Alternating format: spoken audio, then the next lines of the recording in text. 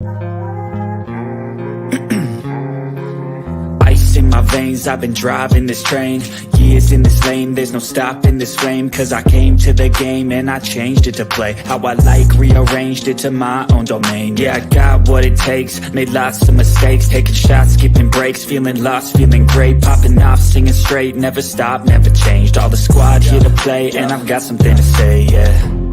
I work hard each and every day, I get lost in the words I say. I don't push pause, no, I push play. I won't stop till I make a change.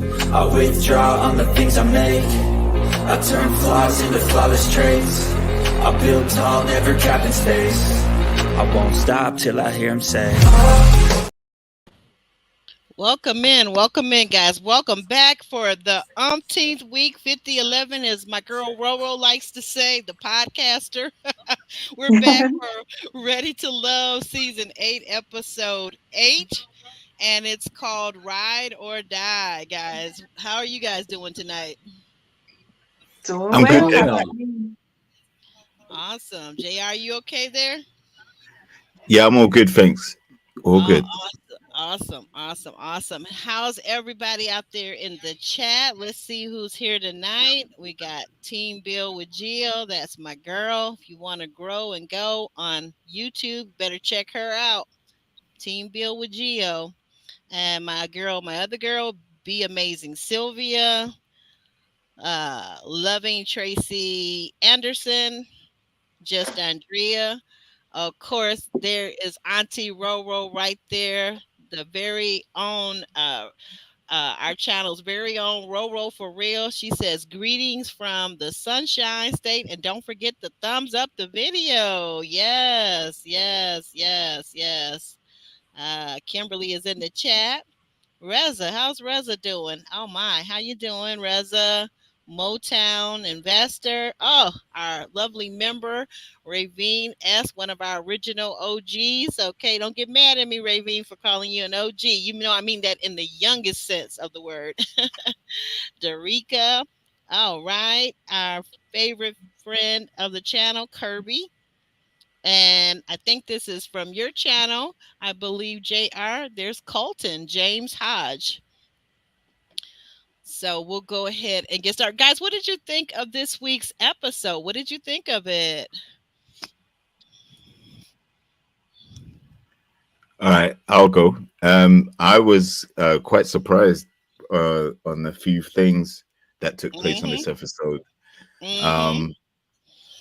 Not only with the vetting of some of the friends, but definitely the outcome of who the elimination, who got eliminated.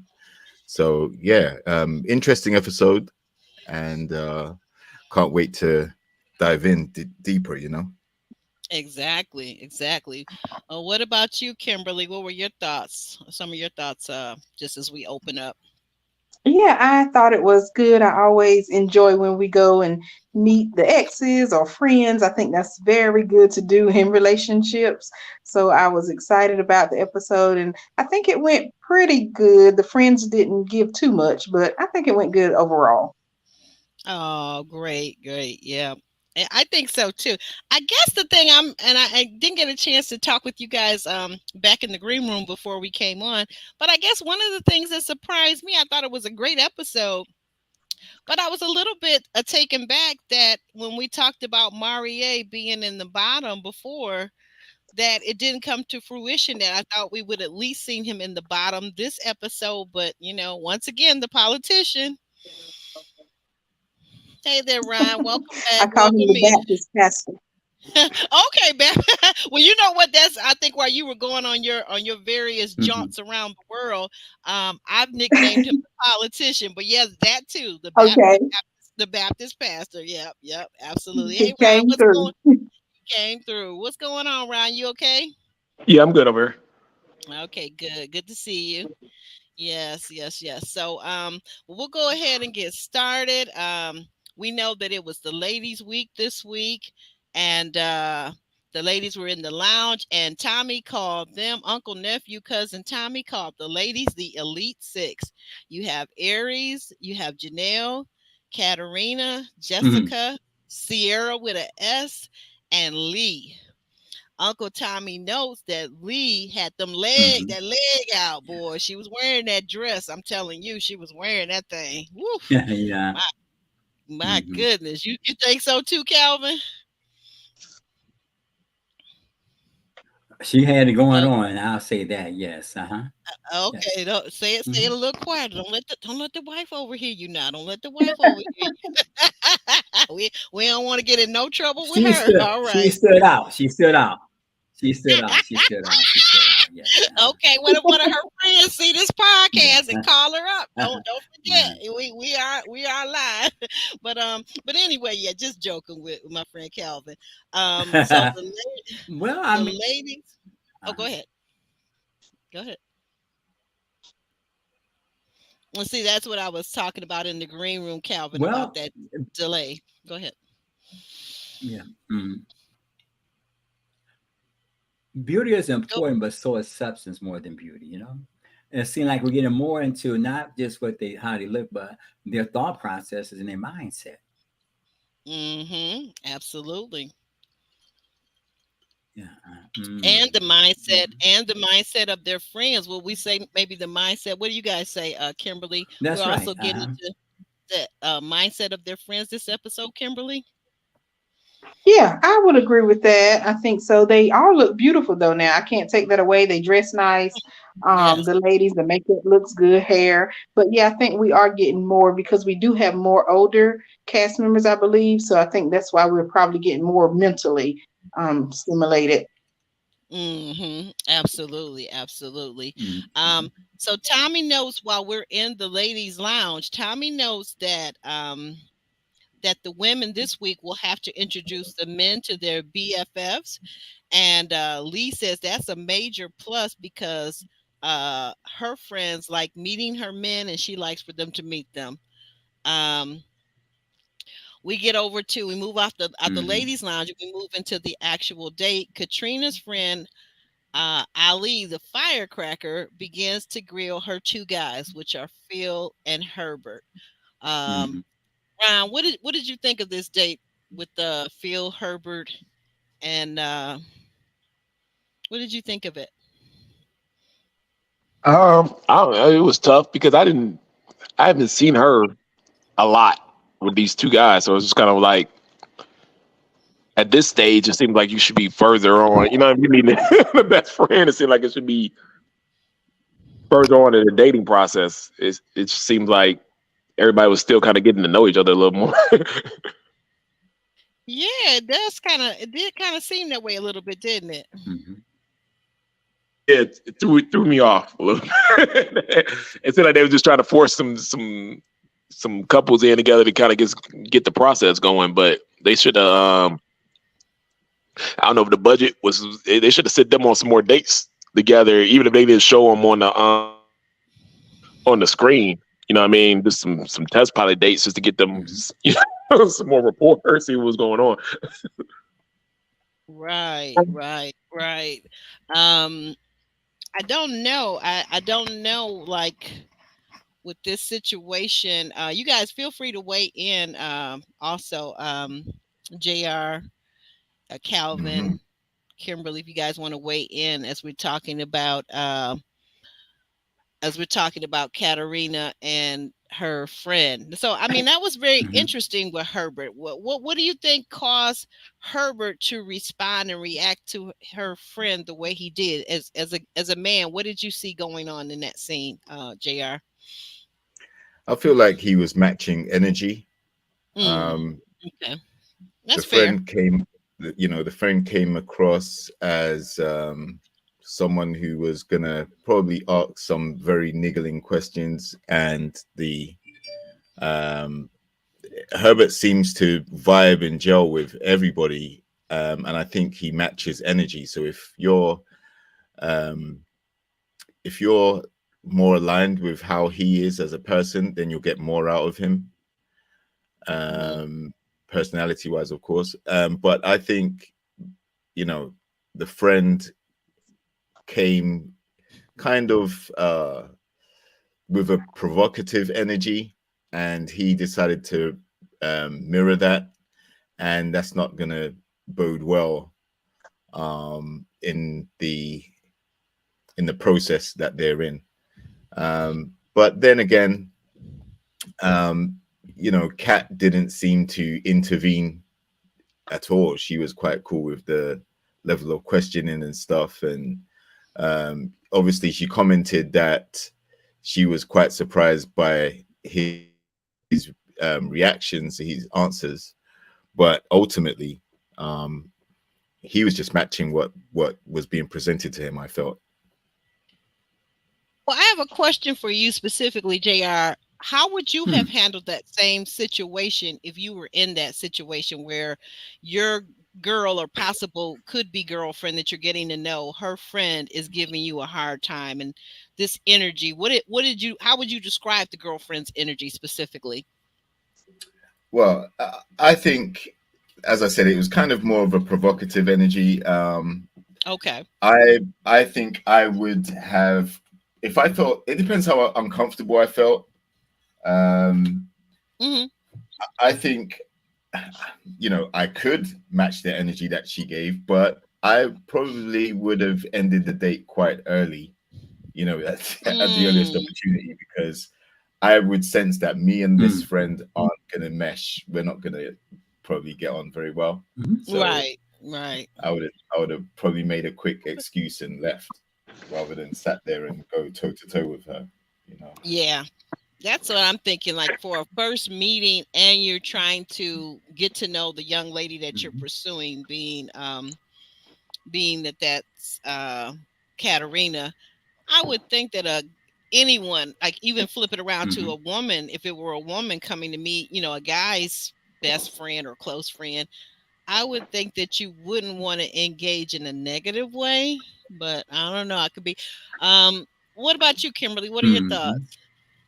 I thought the friend was acting a little immature, but I think either way, I don't know why Herbert responded the way he did. I wish that he would have been kind of a little more mature and maybe took more control of the situation. But it just seemed maybe he's not interested, so he really didn't care how the date went overall.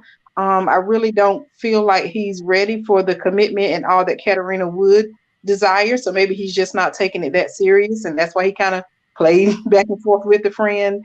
But nothing much came out of it. That's all I saw. But like Herbert was trying to say, tell me more about your friend, give me more information. And she was just like, no, let's talk about you. So I don't know. Maybe this did it, and Katerina may not be interested anymore. Yeah, yeah, that could be. What Ryan? What did you get out of that? Is that something you've experienced as a Ready to Love alum, where you meet with the friends and they're not being cordial? Yeah, I mean it's different if it's guy to guy because you can handle that differently as a man. If it's a female, you can't really do anything. You kind of gotta just appease the friend as much as possible. Because one is a female, and two, I mean, she is gonna have maybe a stronger influence on her friend than what a man is gonna have on a man. My friend tells me not to date a girl, and I find her attractive. I'm gonna look at him like whatever. So you got that, but I think with Herbert, you have to match realness with him. It feels Okay. like, and don't come at me hard when you know we ain't really been rocking like that. You know what I mean? Like we ain't been like if you like my third choice or my second choice on the talent poll, and we ain't really been rocking like that. We ain't on the phone all the time. We ain't talking about the future and stuff. But then your friend comes at me kamikaze. Now we got a problem. Mm. Wow. I say not the kamikaze, not the kamikaze part. But Okay. but then your friend, yeah. Go ahead. But then your friend has history with you that Herbert does not. Your friend knows you from how you've been in other relationships, how surprise the negative and the positive aspects of your dating history. And so when your friend's looking at Herbert as a prospect, she's looking at Herbert from the perspective of the person of your previous relationship. So she's not biased against you, but she's looking at, do you fit the way the guy that she typically likes. So Herbert himself, he's not really into commitment. Even though he says he's ready to love, is he really ready to love? Does he really understand what a long term relationship would require of him? He's not ready to commit. And maybe the friend Mm. in the process for asking questions picks up on that, because he's he's more into himself without even realizing it, so he's not ready to commit to Oh, somebody long term, but maybe on the short term, maybe not for marriage, maybe just for immediate needs, but he doesn't seem that maybe he's not ready to for commit. yeah, hey, Yeah, hey, Calvin, as they say, maybe not for a long time, but maybe just for a good time, Yes. huh? but Okay. who really went hard for Herbert though? You know what I mean? It ain't the same thing as the way Janelle going hard for quitting, or you know what I mean, or the one of the girls going hard for Chris. Everybody's just kind of been like, or even Aries for Phil. Like everybody kind of gets been lukewarm with Herbert anyway. So it's Right. like, yeah, how you expected him to take the leadership Mm-hmm. and rims where nobody's really giving him the "you're my everything," you know? Like, But you know what? Did he bring it on himself, Ron? Because listen to it. I went back 2, 3 episodes Him- and I still see Herbert. Hold up. I still see Herbert, 2, 3 episodes and all the way up to this episode talking about, well, yeah, I got 3 women that are in my top. Each woman he tells, well, you're up there, but you're not mm, number 1. Like, was he trying to get them to work harder? It's kind of like I'm not really sure what his logic or his strategy was, but who was actually his number 1, I guess is my question. well, he didn't get it. I think he was trying to play it along to try to, get the connections, but he thought, mm. okay, He was his own number even one. if It I have some seemed pretty like. good lukewarm direct connections, that'll keep me here long enough until the end. But it don't work Mhm. that way when it gets to this stage and stuff. You got to have. They want to Right. see the cameras want to see some romance, Mhm. something, even if they got, even if it's a tinsel that they can work with. But Herbert wasn't giving them anything to work with because I don't think he had a partner that was 100% willing, 100% attracted Mhm. to him, 100% on that level to give him any kind of vibes to work with. So yeah, that whole get a Well, couple connections is a lot easier than getting a real connection. okay, but hold up now. So I got a question for you. What do you think happened with the connection that was supposed Mhm. to be there between he and Janelle? Because Janelle, at first, that was like her number 1, and Right. Quentin was Mhm. actually her number 2. So tell me, Ron, what do you Mhm. think happened? I just Yes. think she was more attracted to Quentin. I think that he was maybe definitely him being, you said very competitive, was putting in a lot more pressure, and she went with it. Herbert wasn't a big enough fight against Quentin for her to not go with it. Put it that way. Okay. Okay. So Hmm. that kind of X that situation out. He gets he wasn't in here being competitive to get to the end, maybe to win or something like that. Like I feel like Quentin is a very competitive person, but Yes. yeah, but if at this it gets to a point on this show sometimes where the men, and I know it's backwards and it's super backwards, but it's Right. almost like, and we're not trying to be the prize or anything, but you want to know that you're chosen by one of the ladies. It feels good. It just does. You know what I mean? It's one of those type of things where if a woman's like, that's my number 1, that's my man, he fine. I want him. That's my Mhm. guy and stuff. You know what I mean? We get loyalty off that. And if somebody was doing that to him, I think you would see a little more assertiveness, a little more loyalty, sort of like how, Aries kind of chose Phil. You know what I mean? It feels different. Oh, okay. And I Okay. just Well, don't yeah, think you, that makes sense. That makes sense, doesn't it, Kimberly? That if we as women choose a man, that he's going to have and feel more loyalty and closer What? connected to us, right? Yes, that's so true. And that goes back to the men always Mhm. saying they want to feel appreciated and they want us to, kind of praise them and compliment them. So I could see how that would be very important. Oh, okay. I'm sorry. You were going to say something, Calvin. Go ahead.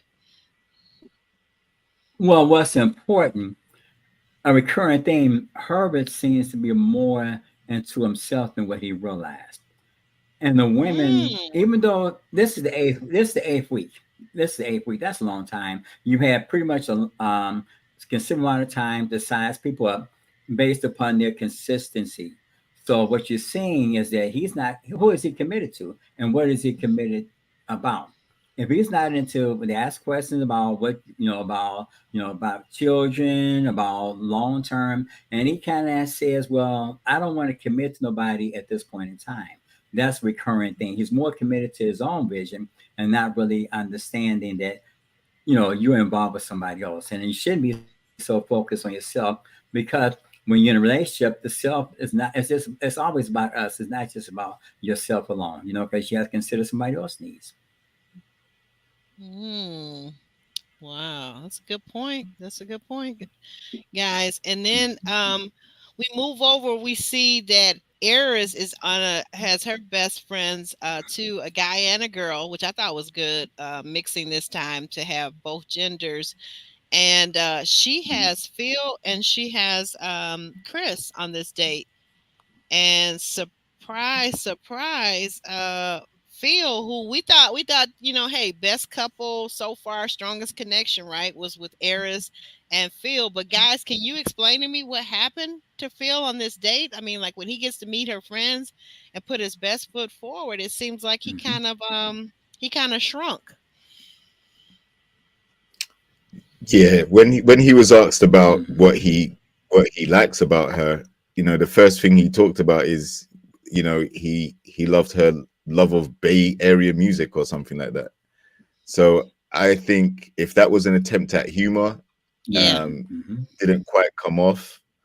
But I would have expected more of a deeper or more insightful response from Phil in that moment.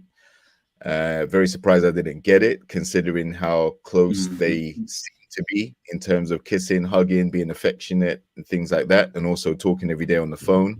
So, Right. I was quite surprised by that, quite disappointed, but the connection's still there. So maybe Aries, she saw the humor in Hmm. it a bit, even though she probably would have expected more as well. Hmm. Well, that's true. That's true. Ryan, you gonna weigh in on this too? What do you think happened to Phil? Like I'm using Quentin's terminology, but like he said about Hmm. his girl that shrunk, it seems like Phil kind of shrunk away when it Hmm. came down to the wire.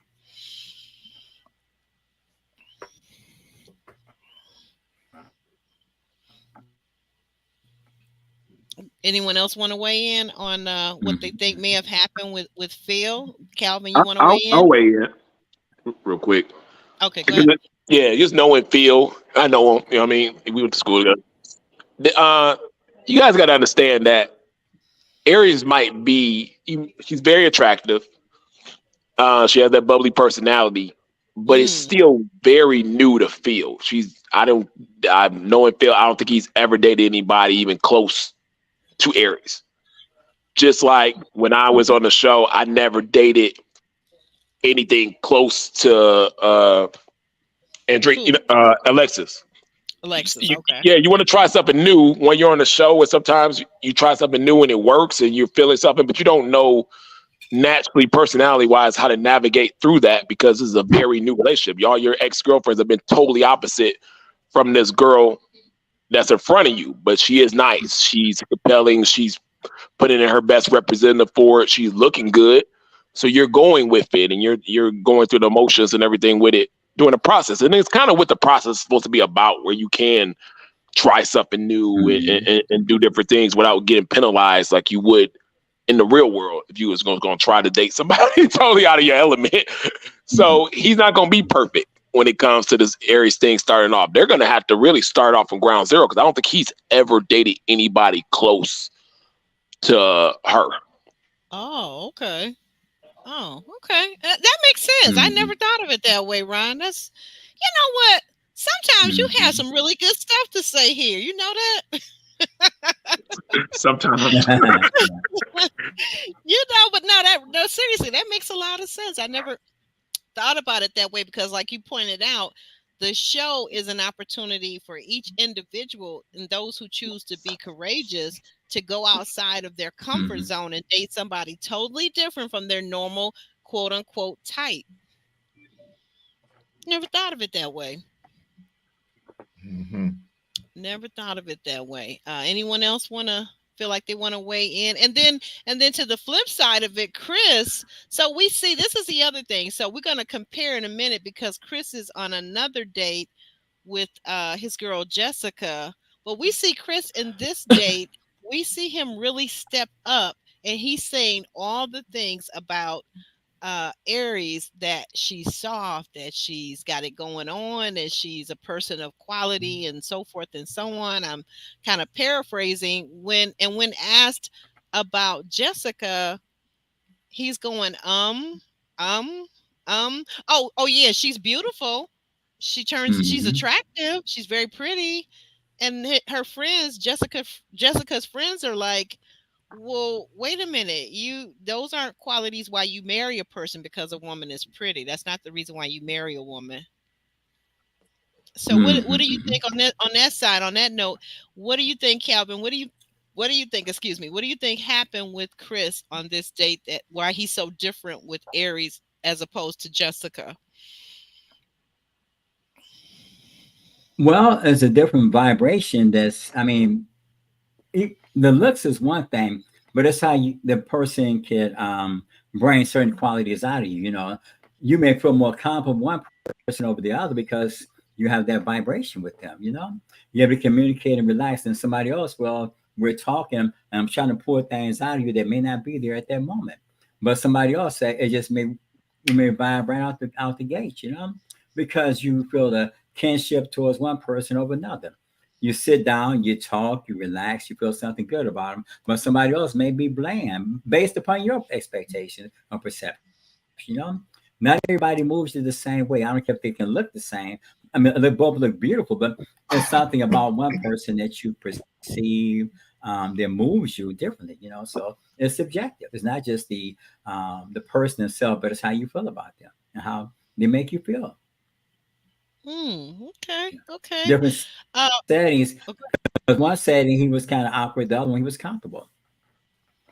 Oh, okay. So the one gentleman, which would be Phil, you feel like he was less comfortable, whereas Chris felt like he was in his element and he was able to address all the questions that were thrown his way. Ron, we got a question for you out in the chat. Mhm. Our Roro for real wants to know what makes Aries so different for Phil. Do you think? Well, I think Aries, with two kids, strong, bubbly but strong black woman. I mean, let's face it. I mean, we seen Bill's ex. We saw the whoever saw the interview with Kenya saying that her white friend used to date Phil. We know what kind of college I told you that he went to. Mm-hmm. He's been a diverse dater, you know what I mean, on the thing, and maybe not somebody as unapologetically herself, her and who she is in real as Aries. So that could be a little different. And you're navigating through that as it comes Mhm. at you. Not saying that he is not open to it, that he's not loving it, that he's not feeling a different type of emotion that's coming at him from this new woman and it's exciting and it's new and stuff like that. But you might not know 100% how to navigate through that right away. Okay. Okay. Well, Raveen's calling BS on the whole thing. She's saying it's a cop out. You have to be present in every moment. You're there to date these beautiful women. So step it up, guys. Step it up. Hmm. When you sound like you I, have I, some.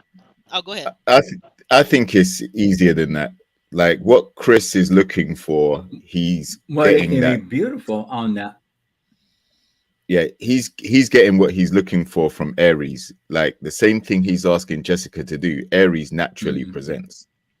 Yes, Um, absolutely. so Mhm. that's the difference. He's basically been asking Jessica if she can soften up a bit and become more like Aries. But they're two different people, and Mhm. so naturally, when he's asked the question, what does he what wifely qualities does he see in Jessica? He did stumble. He fumbled hard because Mhm. Yes, he she's did. not the soft, nurturing person Mhm. that he is looking for. So, in terms of being a wife, Mhm. if that's what he's outlined as what he's personally looking for, someone who's softer spoken to him, you know, all the other list of things that he had, Jessica's not it. So in the way that I took it, he was trying to say, yeah, she's not really wife material like that, you know. And there's no shame in that, because everybody on the cast has their own sets of what they're looking for, their own set of requirements. And for Chris, yeah, he might like the visual of Jessica, but the personality isn't there for what he's looking for. Okay, good point. Yeah, Good those are point. facts. They're not. They're That's a good point. they're not a good connection at all, and I think we know that. And honestly, to the point where I think even outside of this whole show and stuff like that, they would almost be arch enemies with each other. Yeah, Uh, I wouldn't see them dating ever unless, except for this show, right? yeah, you know what I mean. It's like you got two strong personalities that's going to eventually clash. They're eventually not going to 100% respect the person and where they're at or what they are. Um, yeah, and you could tell like that's not going to go right, and they know it. I could tell that they kind of know it, but Jessica needs a connection, right? Right. And I don't.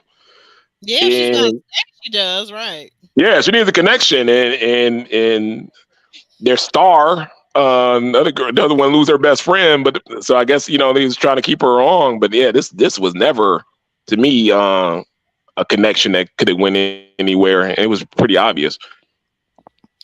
Well, I we like have the I liked the fact like we explained last episode. right. I liked her with the big guy. You know what I mean? Because I think when she goes strong, he'll play a different role. Who are you And talking? Okay, so I'm clear. Who are we referring to right now? We're talking about Maureen, what's his name? Marie. Oh, Marie and Marie. Yeah. Okay. Yeah. Even though, yeah, he kind of fumbled last episode, but I like the fact that he can adjust to a stronger personality. Dated an older woman. You know what I mean? Like he knows how to move that way. Chris Yeah, ain't gonna be yeah. able to move that way. He's the politician. Like I told you guys last week, he is the politician this season. Every season, Ready to Love has a politician, and this season, I deem Marie the politician of the season. Okay, of Dallas. He's the politician. He's gonna say the right thing. You see how he came back? He brought gifts. He explained himself about the tarot and this and that, and he was very adept. His language was very particular, right? Like this is not, I'm not saying that I'm sorry for who I am, but I'm saying that if you were offended, but yada yada yada, he's a politician. He's a But I think he politician. can stick around somebody like Jessica enough where he can grow on her. A guy like him got to be around. Like you mean like a fungus grow on her like a oh, I'm sorry, never mind. No, you got to no, don't do that. Dog. You got to be able to raise. Sometimes as men, we got to be able to raise attraction. It ain't Exactly. always there right away. Sometimes we got to move it up the ladder. You know what I mean? We got to be able to raise attraction, and it could be a couple of good dates. Some funny joke, whatever it is. We all as men has been there where a woman that wasn't giving us that much time and affection and stuff like that had that one aha moment and everything changed. And then, we're moving up the ladder, but you got to be able to do that. And I think to do that, he's going to need time. And I think Jessica would be the only one that would give him enough time to move up the ladder. So, you call it politician, but I just call it, I think he's kicking some game. Okay. I mean, that's what I call But it. at this stage, but it's you're 8 right. weeks into the series. Right. I don't know how much longer the series is going to be on, but this is 8 weeks, so it seems like there should be some awareness of who's you really are attracted to. I mean, they're all beautiful. They're all beautiful people, period, across the board. So, what are you really looking for? Are you looking for beauty? Are you looking for substance? And this stage is about a commitment to There's a lag. that you want to be committed to instead of just a transit relationship.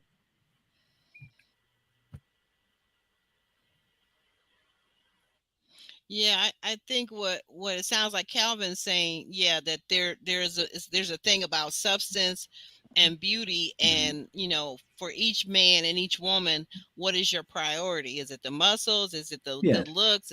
Is it the Hmm. wavy hair? Yeah. Yeah, I feel you on that. I feel you on that. So we move forward, and we see that Janelle has Quinn and Herbert meeting her girlfriend, Quentin meeting her girlfriend Quinn. Q looks competitive Hmm. all of a sudden when Herbert hands Janelle a gift. Q says that although Janelle can be a lot for other people, she's not too much for him. What did you make of that, Kimberly? Oh, I thought it was beautiful. I was like, okay, Herbert, stepping up, with the gifts. And I guess just trying to secure his spot because, like we said earlier, he really isn't doing well with the other ladies. And I just feel that Herbert wasn't really putting in energy. He just seemed to be going with the flow, not really Hmm. working hard to secure his spot at all. So it was kind of nice to see him, give Janelle a present. I think he said it was something like self care. So that was a plus for me, even though I'm still not a fan of Herbert because he just seems to be going too slow. I don't think that he wants marriage. Herbert to me seems like the guy that would wait till he's like 70 and on the way out of here, and then he would want to settle.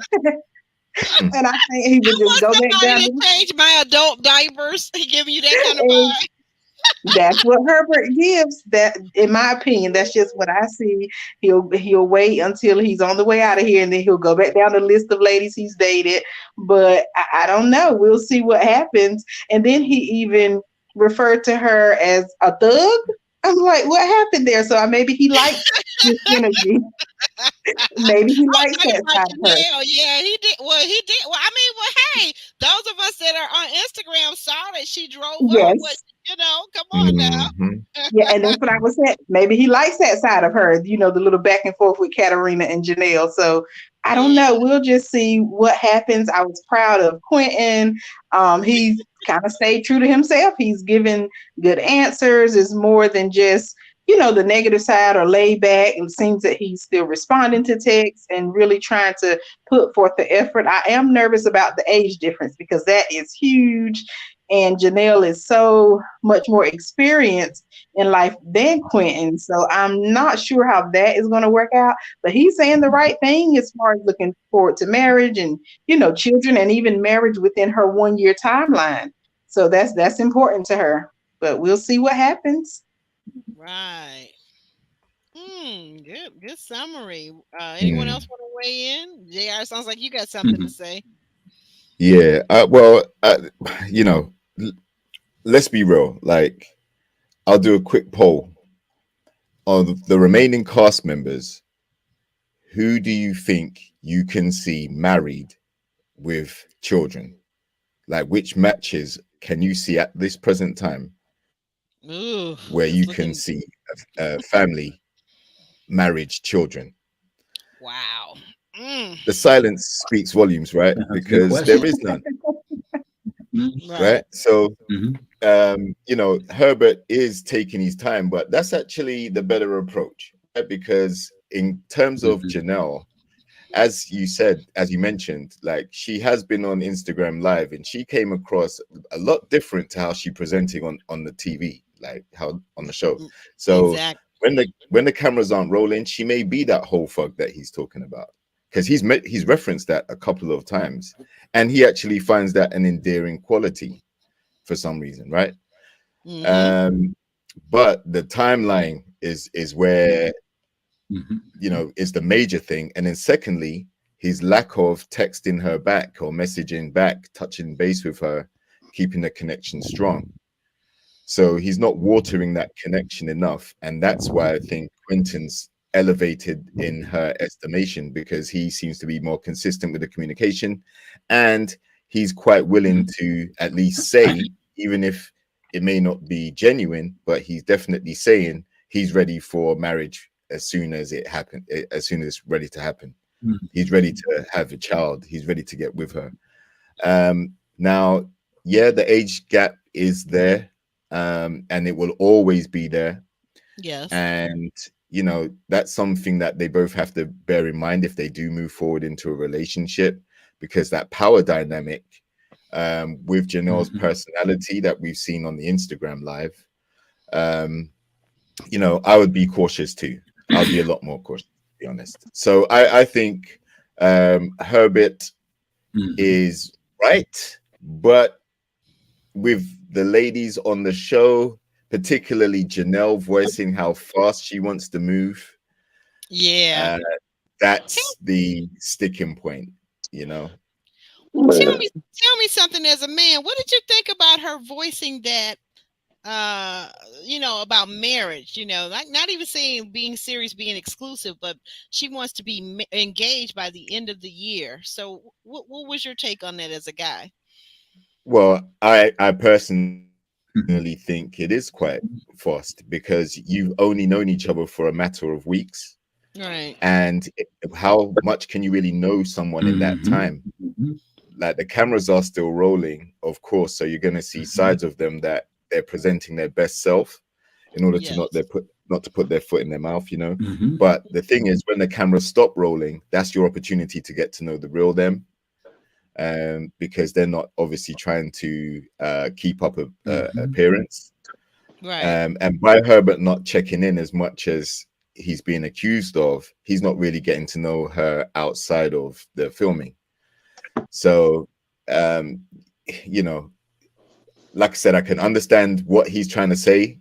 It's not a rush. Like, it's a lifelong commitment either way. If you're going to get married, you're expecting to get married and it's not going to end. So you're expecting a lifelong commitment there. And if you have children, that's definitely a lifelong connection, whether you stay together or not.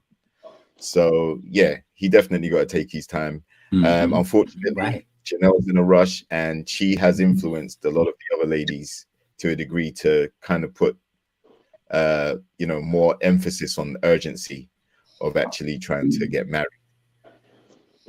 Derek Jackson ain't marrying nobody in a year. Exactly. Derek Jackson ain't marrying nobody in 10 years. I agree. Like, but he's saying it. I just think, like I said last week, he wants to get to the gaps. He wants to get to the gaps. That's yeah. He want to get to the yams, and he probably said he's stuck in his mind that me and you gonna go to the end. And he's already. That's why he's so comfortable with the questions and asks. He's already pretty much got a guarantee from her that she gonna string them along and they're gonna go to the end together. Baby, we gonna do this. We gonna do that. That's how these phone conversations is going. And I'm not mad at her for wanting to get married within a year at 40 something years. She's supposed to be doing that. I mean, you know what I mean? I'm a firm believer that if it's a time clock on it, handle the things in life that has a time clock on it for you first, and then get to the other stuff. I think this should be her number one priority over money, over anything else like that, if this is what she wants. But I don't think, I think Herbert's situation is he's just not alpha enough for a woman like her, and I don't think she can adjust. I think it's a good match, actually, but I don't think she can really adjust. And it takes me back to my I got two best friends, right? One Tony, one Nate out of Detroit.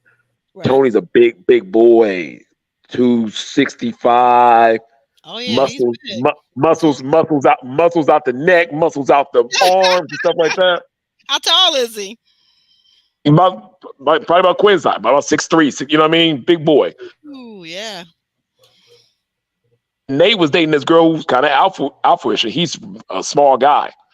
And we're going to Nate like, man, how you gonna let that girl talk to you like that or move like that? You need to boss up. You need to be in this and that. And he said, I don't have the muscles that you guys have. You can say something in a deep voice with your muscles and stuff, and a woman like that will actually respond. Mm-hmm. He said, at my size, I actually would have to put my hands on her for her to believe me. Like, it ain't the same intimidation. And, you know, you got a big dude like Quentin and an alpha woman like Janelle, and he can, you know, it's just something magical with that sometimes, where it just, the big dude with the muscles just kind of look at her and say, yeah, I ain't gonna take that. And she falls in line with it, where anybody else she's gonna get snipe on. And I think that comfortability with that, with Quentin, is what attracts her and is letting her be a little more feminine in this process and things of that nature. But I don't think she has it 100% in her, and I don't think she's gonna show that for Herbert. Does anyone know our our Roro for real wants to know what month were they talking were they taping the show in? I don't know. I'm thinking September. I'm seeing some jackets and some scenes. Ron, did you know? Do you know when they actually taped this? Because we know we're getting it now, but they taped it in the past. Yeah, it's usually not probably when it first airs. Usually got taped 2 months, a month and a half before. Like the last episode was probably Mhm. around that time frame. So they move it pretty quick. Oh, so Uh, that would have put it in this year. So like 2023. So like maybe you're saying maybe February they could have taped. yeah. February is cold as a mug in Dallas. Mhm. Okay. February is their coldest. February is Texas' coldest Well, it month is. by far. She had, I'm sorry. Go ahead, Calvin. she had on leather, and it was. I was Hmm. gonna say she did have on leather, and so it must have been kind of chilly, and that's Texas. So yeah, you're right. Oh yeah, good But point. Good point. what you're looking at, So she's what talking about stands 10 out to months. me Within 10 months, she wants to is be that engaged. I what think can that's you really reasonable. accomplish? Yeah, it's I think feasible. She needs Yeah, to. She needs to stay yeah, on that timeline. yeah. it's Her man ain't here, reasonable. but It's reasonable, but you know what? I guess okay. I'll state this right up front for transparency measures. I got issues with Janelle, and I'm not talking about the pulling up. I'm not talking about the IG live. I'm talking about stuff that she said on the show. So let's go back a ways, right? We meet Janelle at the beginning, and within the first 2 or 3 episodes, we find out that Janelle is the one who has been engaged to be married 3 times. So Mm. my question as a woman with maturity and who Mhm. is seasoned is, how do you end up engaged to 3 different men? None of them you managed to go through with to actually marry, and now And you're nothing all of a sudden in a materialized. rush. Yeah, Mhm. exactly. That's kind of hard to do. One engagement that's broken, no problem. That happens. You go But along, that's you what I'm discover he's saying. not who you think he is. But 3 different times, I got an issue with that. I got an issue with Janelle with that. with no kids, they sound like rush engagements. Because how do you break up a? It's very hard to break up an engagement if y'all been dating a long time. Both of the families know each other. This dude buys a $10,000 to $15,000 ring and puts it on your finger on one knee with the whole white horses in the back and did it the right way. And then you're breaking off the engagement, or if somebody's breaking off the engagement, it usually doesn't happen that way. So it's almost like if it's not your baby daddy, is these some quick engagements? Like, hey, you want to get married to me? Like, let's do it, or what's going on here? Because I don't understand that aspect of it. Granted, I've never been married, so somebody, one of the married people here, might help me out on this. Well, okay, Calvin, that's your slot right there. Jump in. You're a married Right. guy. Jump What I'm in. look What do you what think? I'm looking at, what I'm looking at, does this typify the dating game today in 2023? Because it seems like people, it takes more to like you, the sidebar stuff. You say you talk to each other, not just in the during the footage, but off the record be in other settings. So saying that to say is that you really have to commit to somebody. You have to feel something about them that's unique and distinguishable. You're not just committing to a physical attraction. You have to deal with them beyond this moment, and they have years of dating, so you should know more about what you want out of a person at this stage in your life. You're not 20, you're in your 30, you have over 10 or 15 years of dating, so you should know more about yourself and how to size a person up to get the kind of person that you really need. Do you understand who you are? Because it seems like Yeah. something is missing across the board if you're Mm-hmm. trying to capture the moment on TV. Right. Are you Right. really being more of a celebrity, or are you being substance? It's more substance than what people realize, because long-term relationship require for you to be able to, as they say, ride or die. You can't just bail out because things get thick. Even if you're not married, you still should be thinking in terms of the good times, the financial. You can still, it can be so good right now, but it can change next year or in a couple of years. Are you going to bail out? Or are you going to just reinvent yourself and go to another level and say, baby, I got you got me. We're gonna do this together. We're gonna get out the ditch together. Or if it get thick, you bail out. There's more to relationships than sex and physical and the bling bling. It's what I agree. I agree. you Right. bring And out the person you that know, helps them become the person they need to become. It's a lot of work, right, a lot of work, and a lot of give, a lot of take. right. You were going to say And there? Hmm. this is the thing, like with a history of three Yeah. or two or three broken engagements, I think that's the reason why there is the rush. That's why I think she's trying to clean that up by Hmm. having the pomp and circumstance of finding a man on TV, getting engaged on TV, and I think that's a large part of it because if anybody, male or female, Okay. comes to you and says, "Yeah, I've been engaged two or three times, and none of them came to fruition," you're going to be like, I want to know more about that. And that's why I say Herbert Yeah. is right to be cautious, because if he knew about that too, then why would you want to rush into an engagement? That's probably why she has two or three Yeah. failed ones. There was some element of rush there rather than taking your time and Yeah, that's finding what out I how said about the you know. rush. It wasn't like a full process. But you got to look at it like this, and I hate to say it, Hmm. but Okay. it it's the Janelle show right now, right? That's why Yeah. Quentin is holding on Absolutely. to her little ankle and stuff. Because Quentin wants to be with the leader lady who's going to go to the end. So Right. it's He the said if he Janelle show. don't, yeah. How does it become the Janelle show? Is what you got to ask. And I've been on as a castmate. I know how you become the leading lady. The person And who's how is that, Ryan? How does one become the leading lady on Ready to Love? the person with the best representative. And she Mm. has the best representative, and that's probably why she had three engagements. And once they found out what the real was going on, somebody opt out because her representative game is great, and it's gonna translate through this show 100%. Leading lady, it might even translate a little bit to some business deals. But does it sustain for a long period of time? You come down to Houston, I got relationships down here 17, 18 years solid. Like I said, I could have done anything on the show, came back, Houston still represented Detroit. You know what I mean? I'm myself 100% through. That's who I'm going to be and Right. true to that. Some people got a very good representative game that hits you real quick, like bang for something like this. But once you deeper in and find out what's really going on, they can't sustain that. Right. And That's so what I'm now you don't now you look at a Janelle who's 44, who looks like she has a little success in business, but she doesn't have the long term success in business. Maybe like some of the other people, and she right. has the most connections, but do we really see them as strong long term Hmm. connections? We don't see none of them are. You know what I mean? So that Mm-mm. the difference between having a very good upfront representative game, which she has, to the substance of carrying it long term. And I think that's where she's hurting at. Right. That Mm, long term. And exactly. and to your point, so Hmm. Quentin, Yeah. we hear Clinton claiming that not only is he seeking marriage, but he's looking forward to walking down the aisle. I almost fell off my sofa while I was watching this because what man have Mhm. I ever heard? And I'm talking about I've been married before, okay? What man have I ever heard say that he's looking forward to walking down the aisle? That is total and utter BS. I call BS. I call BS. Yeah. And I may Right. have to add Quentin along with Marie as this season's politician. Okay? Derek Listen, Jackson.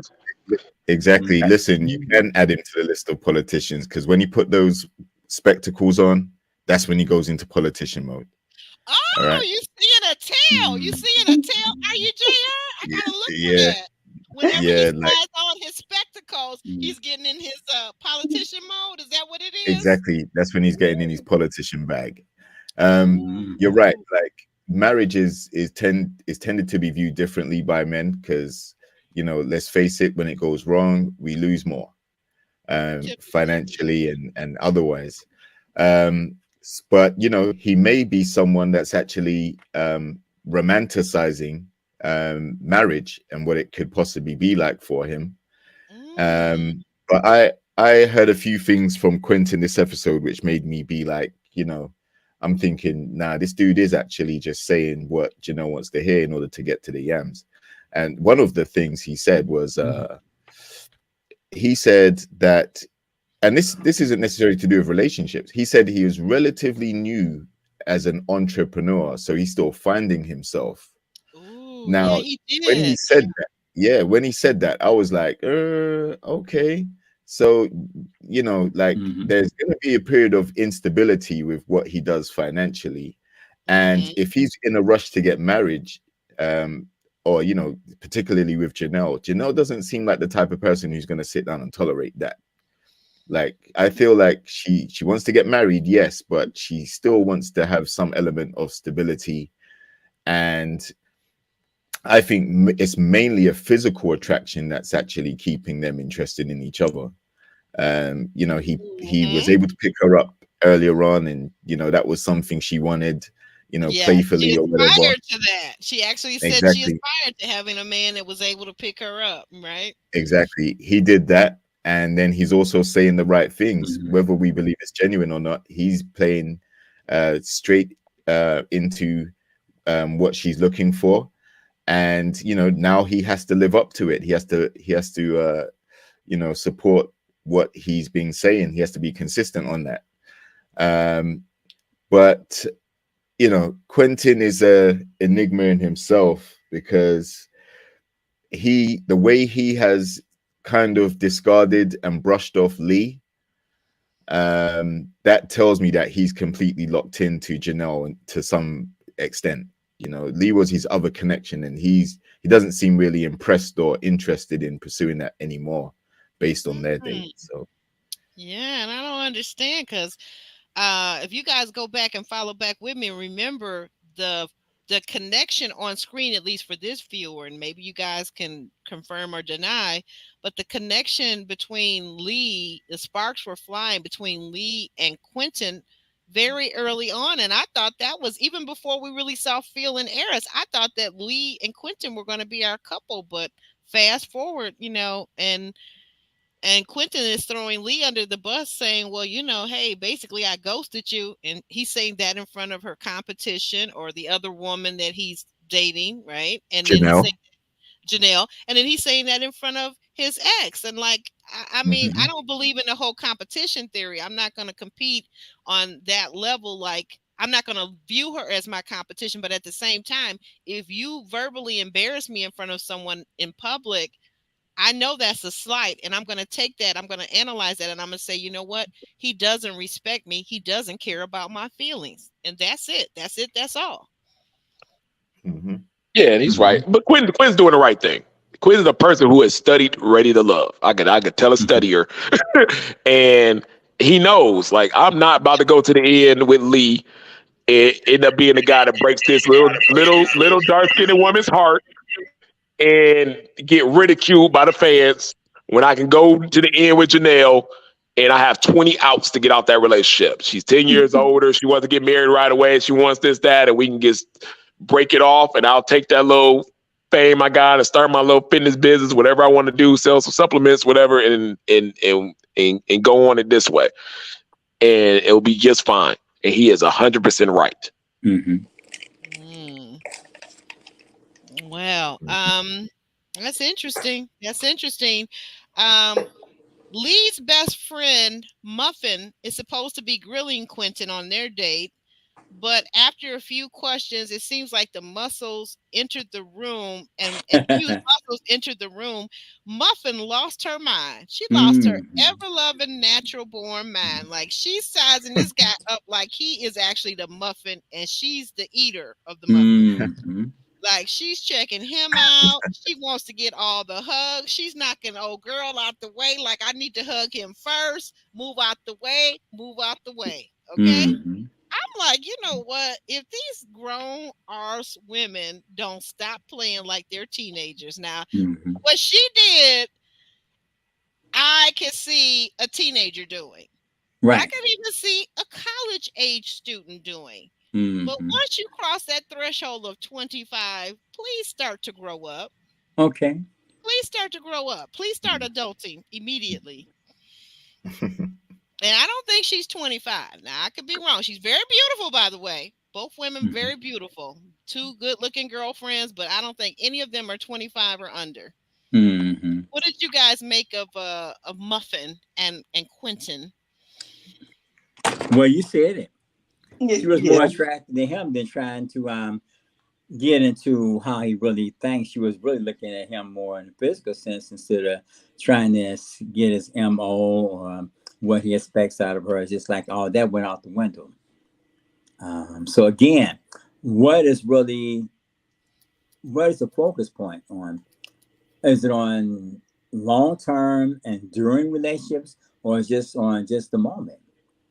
It's kind of a blur. I mean, it's interesting to watch the show, but again, is this the state of dating today, or is it just that people just don't know what to expect out of dating, so they're just going inventing themselves along the way, All trying to fit right, into things, or all right, are they Calvin. really? Yeah. Calvin, Mhm. we're the seniors on board here, so Okay. Yeah. Sorry. I'm gonna ask these three younguns. Okay, is this the plight of dating in 2023, guys, or Mhm. relationships? Can you talk to us about that? Yeah. Kimberly, what do you say? We'll start with ladies first, and then let the gentlemen chime in too. You mean as far as the way Muffin was acting, or Well, no. I think what Calvin was saying was collectively what we're seeing on the That's show. right. No, Hmm. not Muffin at this point, but no, collectively what we've seen on these dates is this representative of dating right now? yes. Oh, That's what I'm yes. saying. I Yes. think it Mhm. is for sure.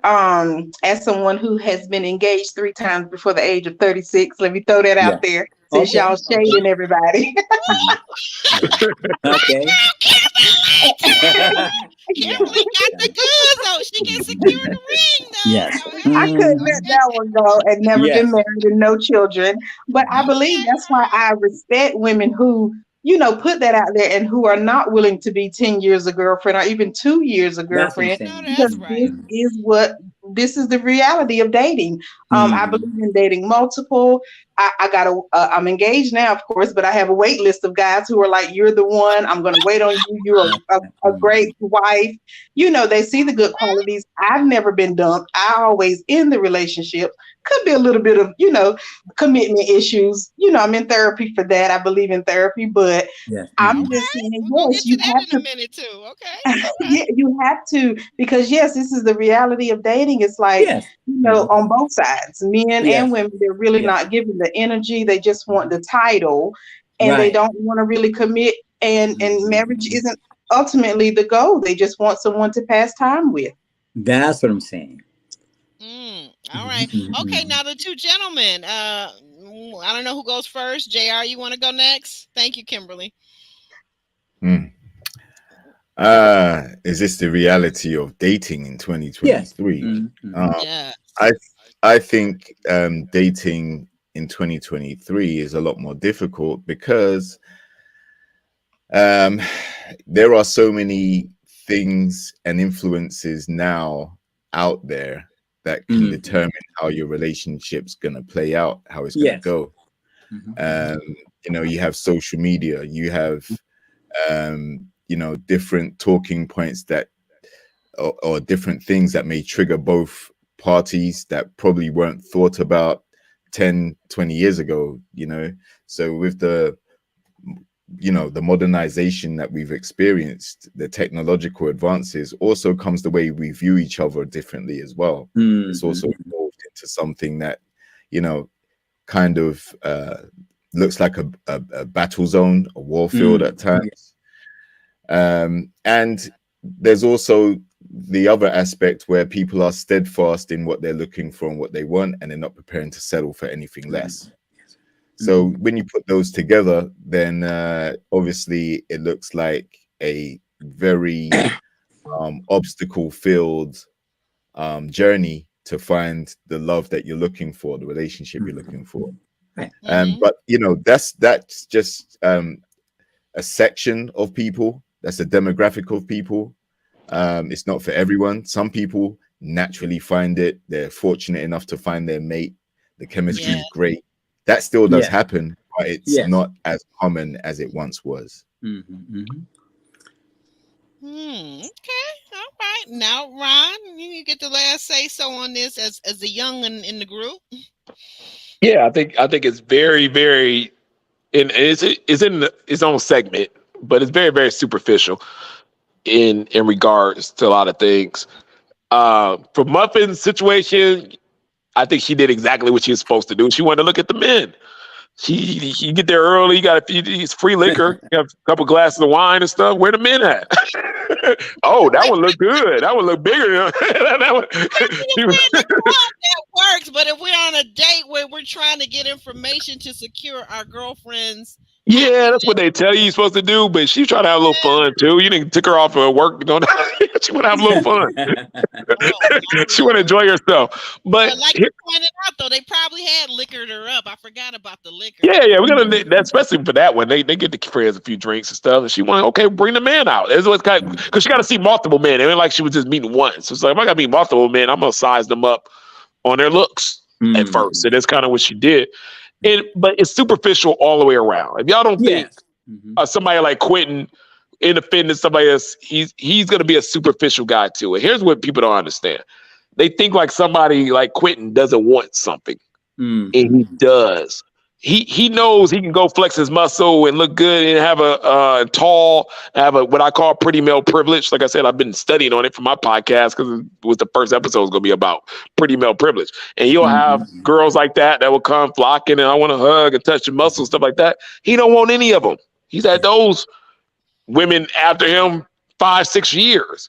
The woman that Quentin wants, Quentin can't afford right now. He's gonna take muscles and money.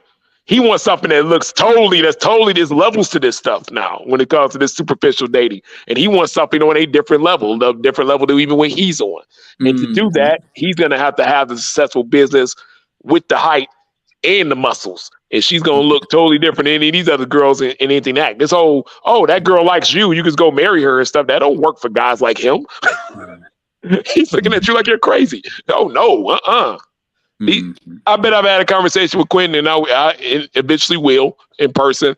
Dude's gonna be a picky SOB, just like a Blake is a picky SOB. It's like some of these guys are some picky SOBs, and some of these women are too. And that's why I sum it all up into this new age of dating is very superficial, it's very competitive, it's very I want something that's a 1 step, 2 step above where I'm at.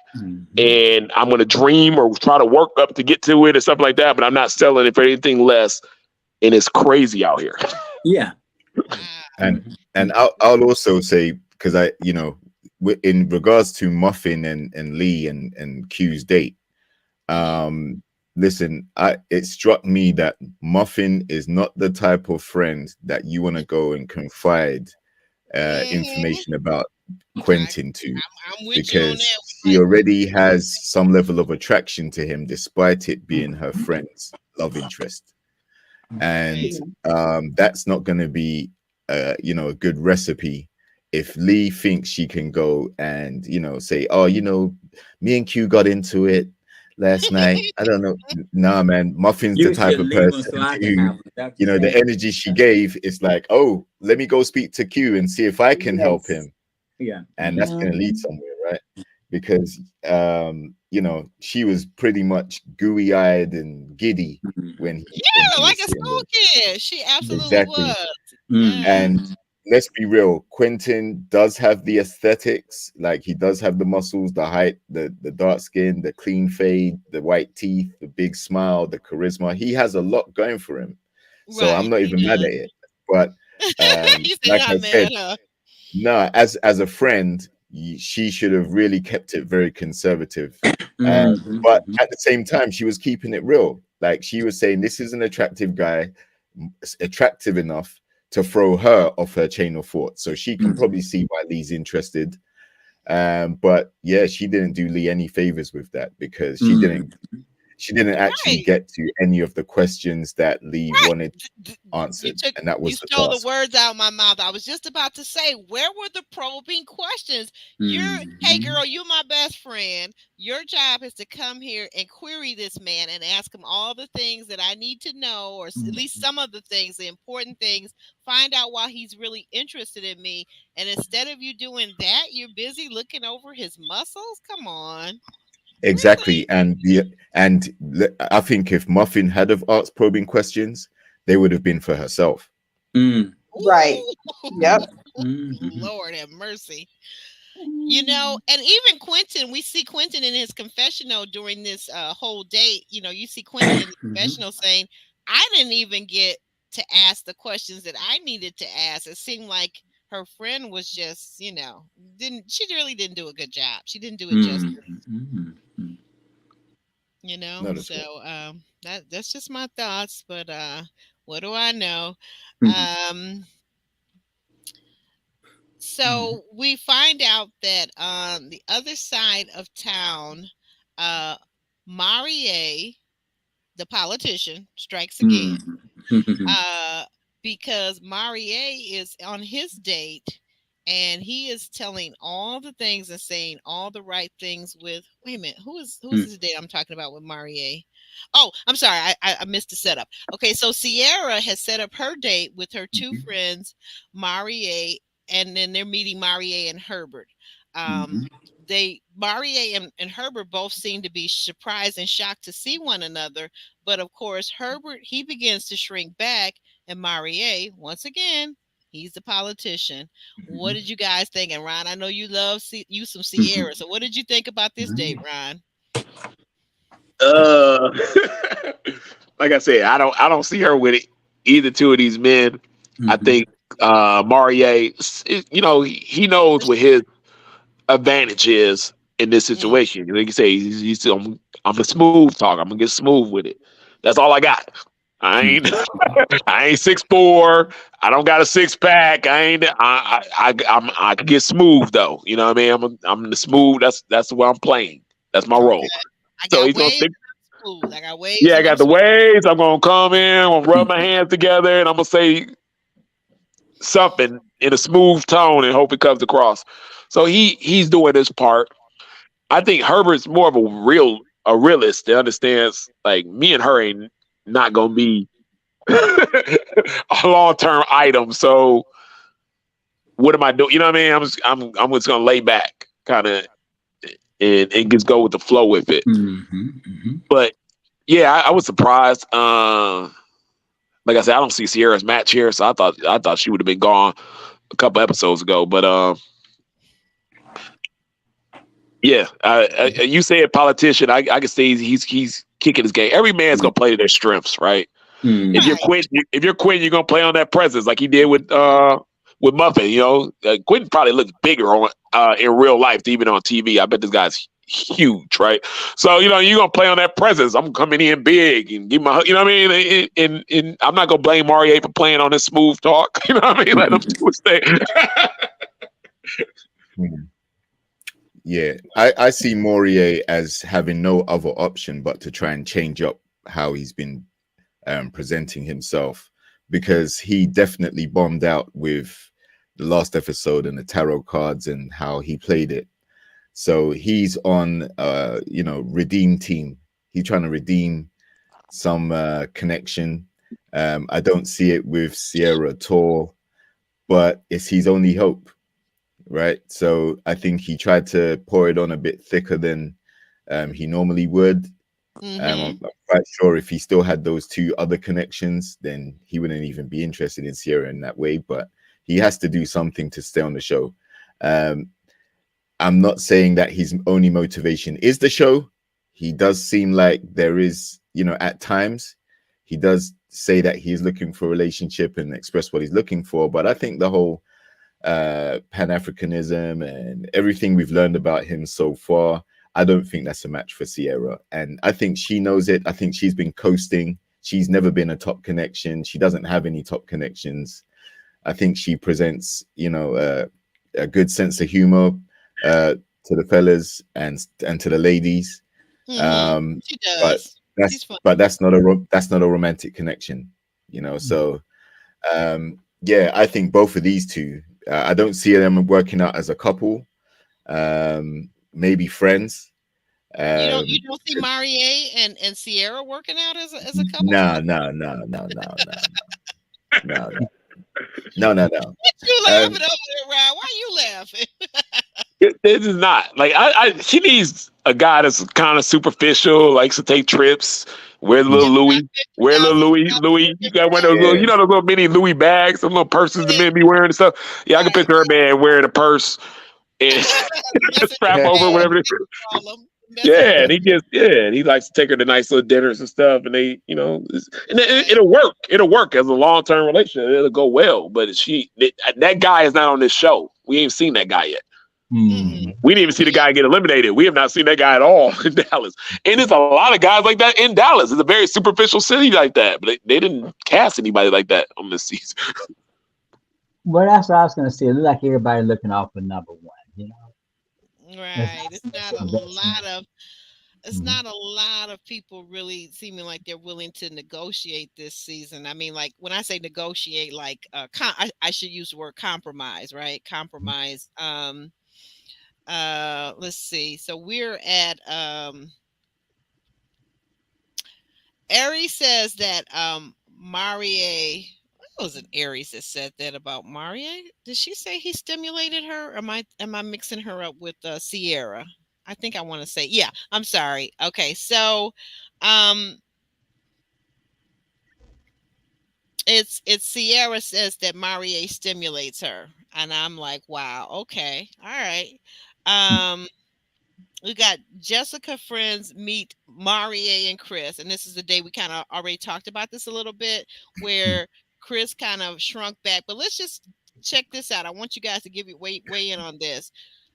Chris basically comes out again and says in front of Jessica's friends that she is strong and that he likes his women soft. He needs to see a softer side of her, and he does it. I will say this. I'm gonna add to this. So he says it only after her friends, kind of the female, the lady girlfriend of hers says, "Well, um, basically we kind of heard about you talking about her being, like assertive and too assertive for you." And then he says, "Well, yeah, that's the case. She's really strong," and so forth and so on. What did you guys feel? Calvin, could you mute your mic? Yes, Um, I'm sorry. I had answered the door. Please forgive me. Yeah. Right, no problem. Could you just mute your mic for a minute while you're not on? Guys, what did you think about how he handled that and what Chris said? I mean, because once again, he kind of like threw her under the bus. I felt like, like, why are you coming to these dates with my friends if you really feel that I'm this person, that I'm overly assertive? Like, and there's no love lost between the two of us. Why are right. you even showing up for these dates? It's kind of disappointing. Well, I think this is production dates. I don't think he's, you know, they're actively or seeking each other out all the time to go on dates with. I think production are putting them together because they Okay. have a story to tell. They have a story to create for all of us Okay. Right. viewers. Gotcha. But you know, he's steadfast in what he's looking for, and she's steadfast in who she is and what she's looking for too. It's not a match. No. If he said this more than once, then it's a consistent theme. He's not seeing the nurturing, loving elements that he's looking for. And he wasn't going to sugarcoat it just because he's in front of her friends. And I don't think he should. You know, it's a valid thing to actually want in a relationship. You want someone who is going to speak to you differently than they speak to other people. In terms of having that romantic connection, you're the only person they're going to have a romantic connection with. So if they can't turn it on for you innately, like automatically, it Yes. shouldn't be a request. It should be something that's naturally happening. Like when someone really likes you, they are really soft with you. They're kind with you. They are I think loving so. with you, right? So Yeah. so the fact that he has to keep saying the same thing means he's not seeing any change, and she's not changing. She doesn't have to change. She can be who she is, and there will be a guy that will want to snap her up, but you know, Chris has already said this is what it takes for him to want to snap you up, and he doesn't Mm. see that. Mhm, mhm. So yeah, I think it's a production date more than anything else to finish the storyline between them. Oh, okay. Okay, to kind of wrap it up and kind of tie it up in and we kind of see that a little bit later on. We're going to come to that. Kimberly, you want to add anything to this?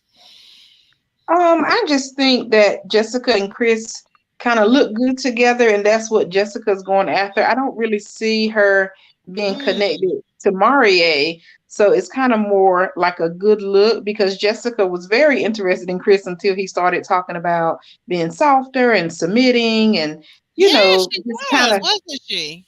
yeah, and even the catering to him, that the ex-girlfriend brought up, that was just like a huge turnoff for Jessica. But Last maybe week. they are having Yeah. some like behind the scenes conversations, and that's what keeps bringing them back together. That's what I'm thinking. Mhm. Mm, okay, that it was more like they look good together. They make it a nice looking a power couple, as the young people like to say, which always Hmm. burns me to no ends because I don't think people even Right. know what I don't think people even know what that is, but never mind that. But everybody wants to be the quote unquote power couple. Like, yeah, Yeah. right. Okay, knock yourselves out. Um, Marie sees an opening while Chris is talking about her being strong, and he's kind of, he's saying that she's strong, but it's certainly, as we're listening, the tone of what he's saying, it doesn't sound like strong is actually what he's looking for. So Marie sees an opening and states that he actually likes strength, and it turns him on. So of course, the two best friends, they're sitting there oohing and ahhing like, ooh, Marie likes a strong woman. This gonna work for my girl. She gonna have her husband before you know it, right? And then they asked him the question. They said, "But what do you do when things aren't working out well for you?" And we find out that Marie, he is actually in therapy. Now I'm gonna turn serious now because he did lose his father. He lost Mhm. his father, and he said he started therapy, and this has been one of the greatest gifts to him. And I must say that I agree. Now they shift to Chris to ask him, does he do therapy? And Chris says, yes, he does Virtual virtual therapy. Mhm. therapy. Now, I've got some thoughts on this, but I want you guys to weigh in because I just got so much to say about this particular part of the scene. This was so fascinating to me. Jr., what did you think of this?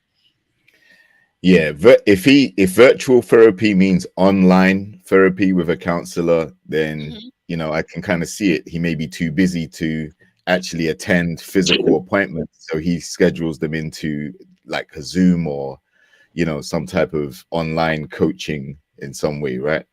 Right. Um, but uh, yeah, like I mean, therapy is a serious and commendable thing to do because Yes, it it takes the is. element of self-realization, and um, also you're trusting the therapist to be able to help you as well. So you're being vulnerable at the time of your sessions. I think it's a good thing that both men are in therapy because these two are the two men who we have identified as needing therapy.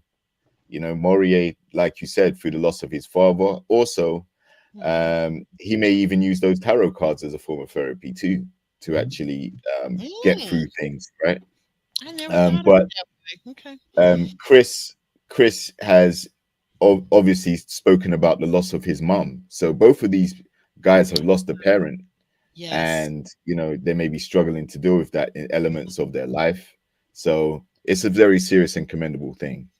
But with regards to uh, Morier saying how he likes a strong woman, like I said, he's in cleanup mode too. Hmm. He's trying to Yes. mop up mess from last week with Jessica and the tarot cards and all of that. Yes. And the friends may be happy that he said that, but ultimately, he still practices the spiritual elements that Jessica is not cool with. She said she's in no way, shape, or form interested in that. So I don't see him necessarily giving that up if it means that much to him. But he may be open to compromise. I guess that's a conversation they'll have to have. But are there connection? No, I think Morier is just in cleanup mode, trying to salvage connections Mhm. that he damaged before. This is hot mess. But here's the thing.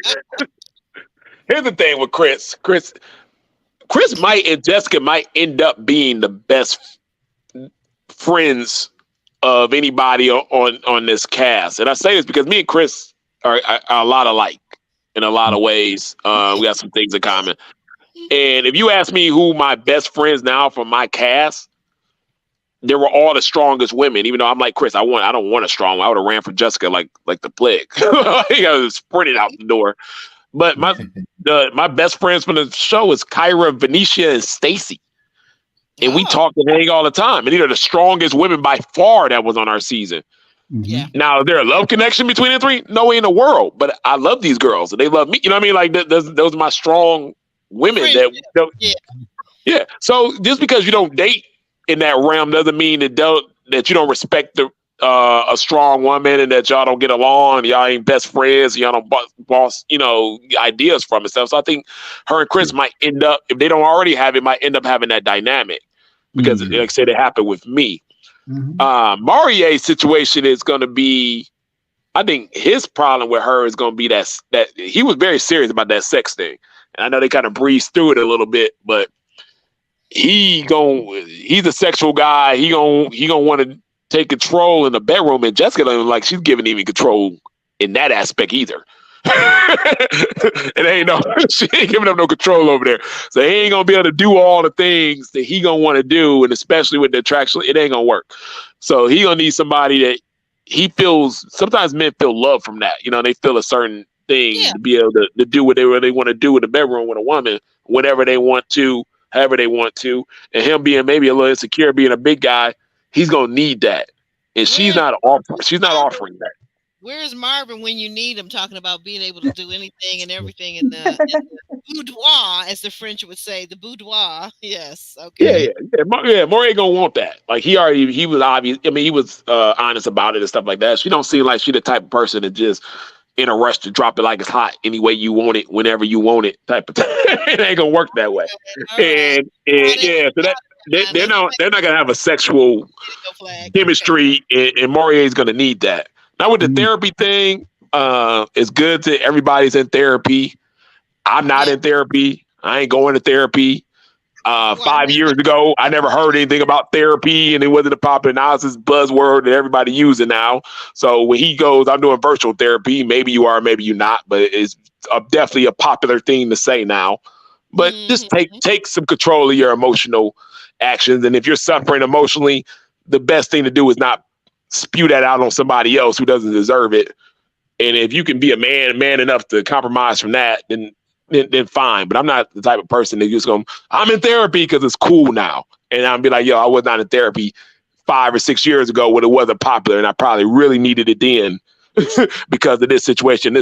So that's kind of how I feel about therapy. Like I said, I'm glad everybody's trying to get some mental help and stuff like that. But I figured out my own ways at a 40-year-old man, how to, handle my emotional thoughts and things of that nature up to this point. You're tapping on something that I want to touch on, but I think, let me see if everybody else has gotten in here. Kimberly, did you have anything you want to add to the whole situation between Chris and Marie talking about therapy, and the friend asking Chris, was he in therapy? And then Chris going further to confide that, yes, he does virtual therapy. Did you have anything you want to say about that scene? No, I'm just all for it. I think the pandemic really opened up something in us and made us want it to go more so with it. And I just like having a second opinion, someone, who can give you guidance or whatever, because we all have experienced trauma, whether we admit to it or not. Just being Black in America, or Black period, anywhere around the world, we've been through things, and I think it is very important to get it if you need it. Good point. You need it after this show. Oh gosh. Right.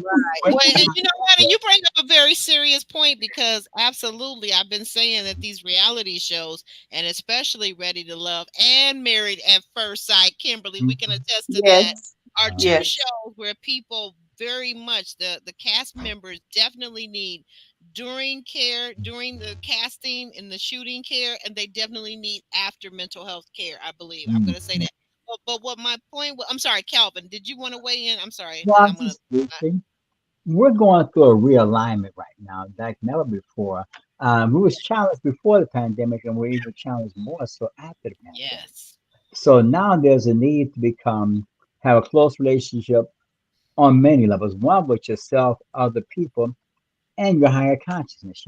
Because a lot of things we've been challenged immensely. So now we need to get to some nuts and bolts about how to live, and it's especially evident up close and personal with relationships. This is why I'm asking everybody looking out for number one right now for themselves. So in a relationship, what are you looking for? What are you really looking for that's going to help you become the person that you need to become? A person cannot complete you, but they can complement you. Yes. So when you talk about your personal space, it's important the kind of people that are in your personal space because they can either make you or break you. And people don't want to be alone, but then they still don't want to be lonely. Hmm. Ooh, say that. Say that. Mhm. And then here's another thing. You don't want to be in a relationship and still be lonely. How That's about right. that That's one? right. See, I have to But this focus on quality. Quality, mhm, quality. Quality is another quality over variable that people quantity. consider. That's right. That's right. That's right. Yes. People, when you go through different relationships, you don't want to get burnt out, disillusioned by love because you say you're ready for love, but are you really ready for love?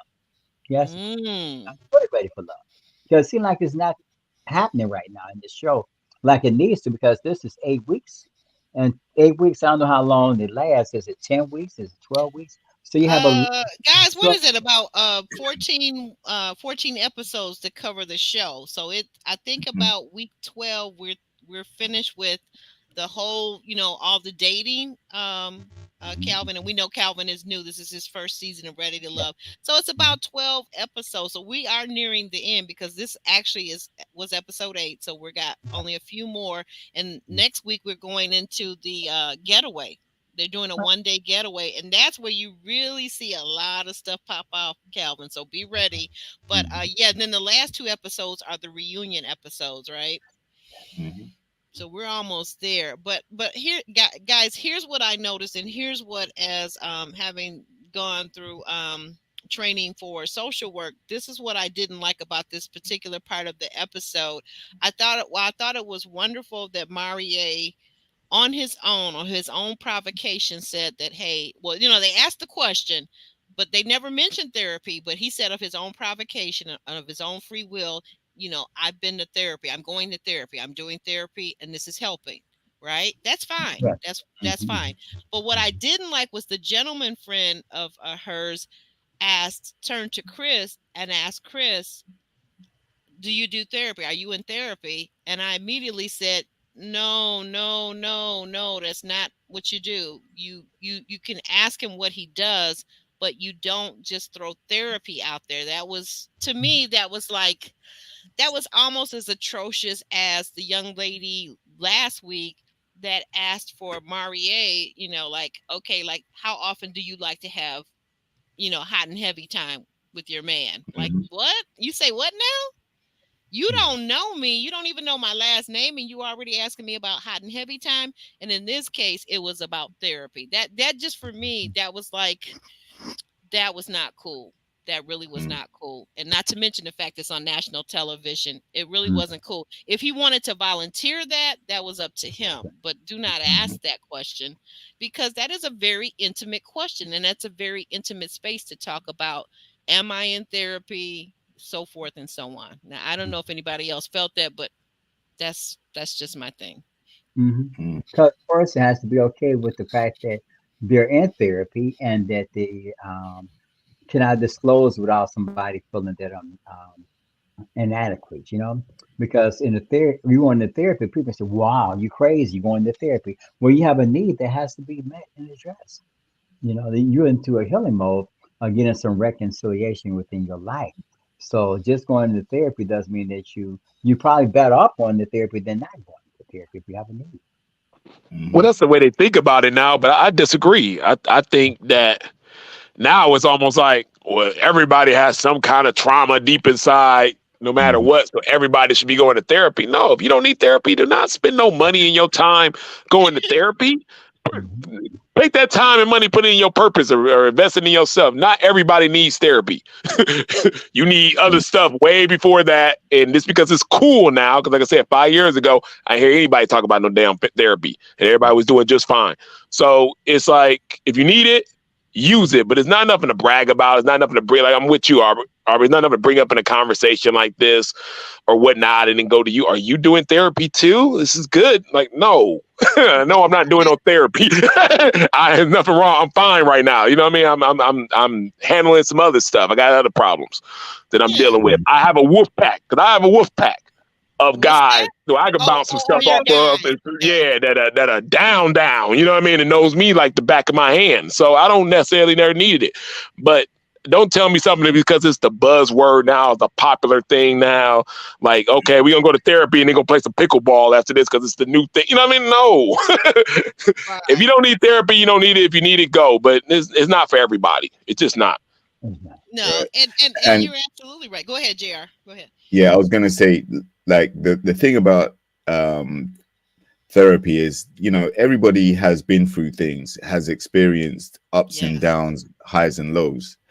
I think you need therapy when some of those highs and lows you've experienced start to spill over into relationships and other areas of your life. Like when you can't control it yourself, then you need to talk it through and try and find strategies or coping mechanisms of how to not allow it to interfere with, other things that you've got going on. So, if it's lingering and you can't seem to find the answers, then therapy is more than more than accurate, more than necessary for you to do. And it takes, the first step is always the hardest to take, like in anything. Like the first step to therapy is probably quite difficult because you're going to share your most intimate or deepest traumas with someone and be assessed and be quizzed and be asked questions about it, which may trigger different emotional responses. So it's a serious thing. But I agree with Ron. Like if you're in control of your life to the point where you can experience things and not necessarily shrug it off, but you're in control of it to the point where it doesn't leak over into other aspects, then you don't need therapy because you're handling it yourself. It's when you can't handle it yourself, that's when you need to seek external help. I'm gonna say, do y'all know who's really doing these therapies? Because I have a best friend she's the owner of a therapy business, got 12 levels on the floor, and I see who she hires. And everybody think it's so cool. And her business started booming, like you said, after COVID. And insurance got lighter, and everybody was getting in therapy, and it's the new thing, and she's making a ton of money. But I'm like, dude, you got people with GEDs off the street being therapists for people who really need. Like, this is. I'm not gonna get into it, but I got my own emotions. Well, I'm not gonna. I don't know your girlfriend. I for one, I'm volunteering transparency here once again. Because I studied it, and in studying it, you have to. Many good programs, solid programs across the United States require that if you're going to be therapizing, that you also do therapy. So from the inside out how therapy works. And then as someone who's attended and went to therapy on my own, it's very serious. I don't know what you're talking about, Ryan, in terms of your friend, and I can't even imagine. But me myself, because I also do the same thing vetting any professional in my life, I'm a very good researcher, right? So by the time I come sit down in your chair on your couch or whatever, I already know where you went to school. I know what everybody's saying about you, not just online, but I probably run across some people and talk to them about you. And I'm just saying, the requirements I'm saying are not very serious. It's very serious. But to your point, but one thing I caught that you said, and this is a tenet of therapy and a tenet of actually having a good, healthy, solid mental health foundation. You said it. You talked about the wolf pack. So what you learn is this, is that anyone who has a strong support system, so this is the key thing for good mental health, is that Mhm. you have a good support system. That means, like for me, i.e. my church family, Kelvin, we you and I can relate on that, right? Strong Mhm. support Mhm. system from our church family, from our church members, from our pastor. I have always had that. And then as far as girlfriends, like you have at the wolf pack, I guess I'll call it, whatever the girls call it, the girl pack, right? So Mhm. people that tend to have strong relationships that are ongoing, we have people that we can bounce things off of. There are a lot of people though in the world that don't have that same strong Mhm. support system. So they're much more likely to Mhm. need to have someone professional to sit down and talk with. But that Right. doesn't exclude, like I said, even for me having a strong support system, that there are times in my life when I went through trauma, lost people, lost my father, lost my mother, where I didn't need to sit down with someone professional and get a professional to look at it and them to give me the tools how to deal with whatever I was going through. And I thank them for that. So it's nothing absolutely wrong with that. You're right. But I Mhm. just don't want anybody asking me in an open conversation, and you just met me today.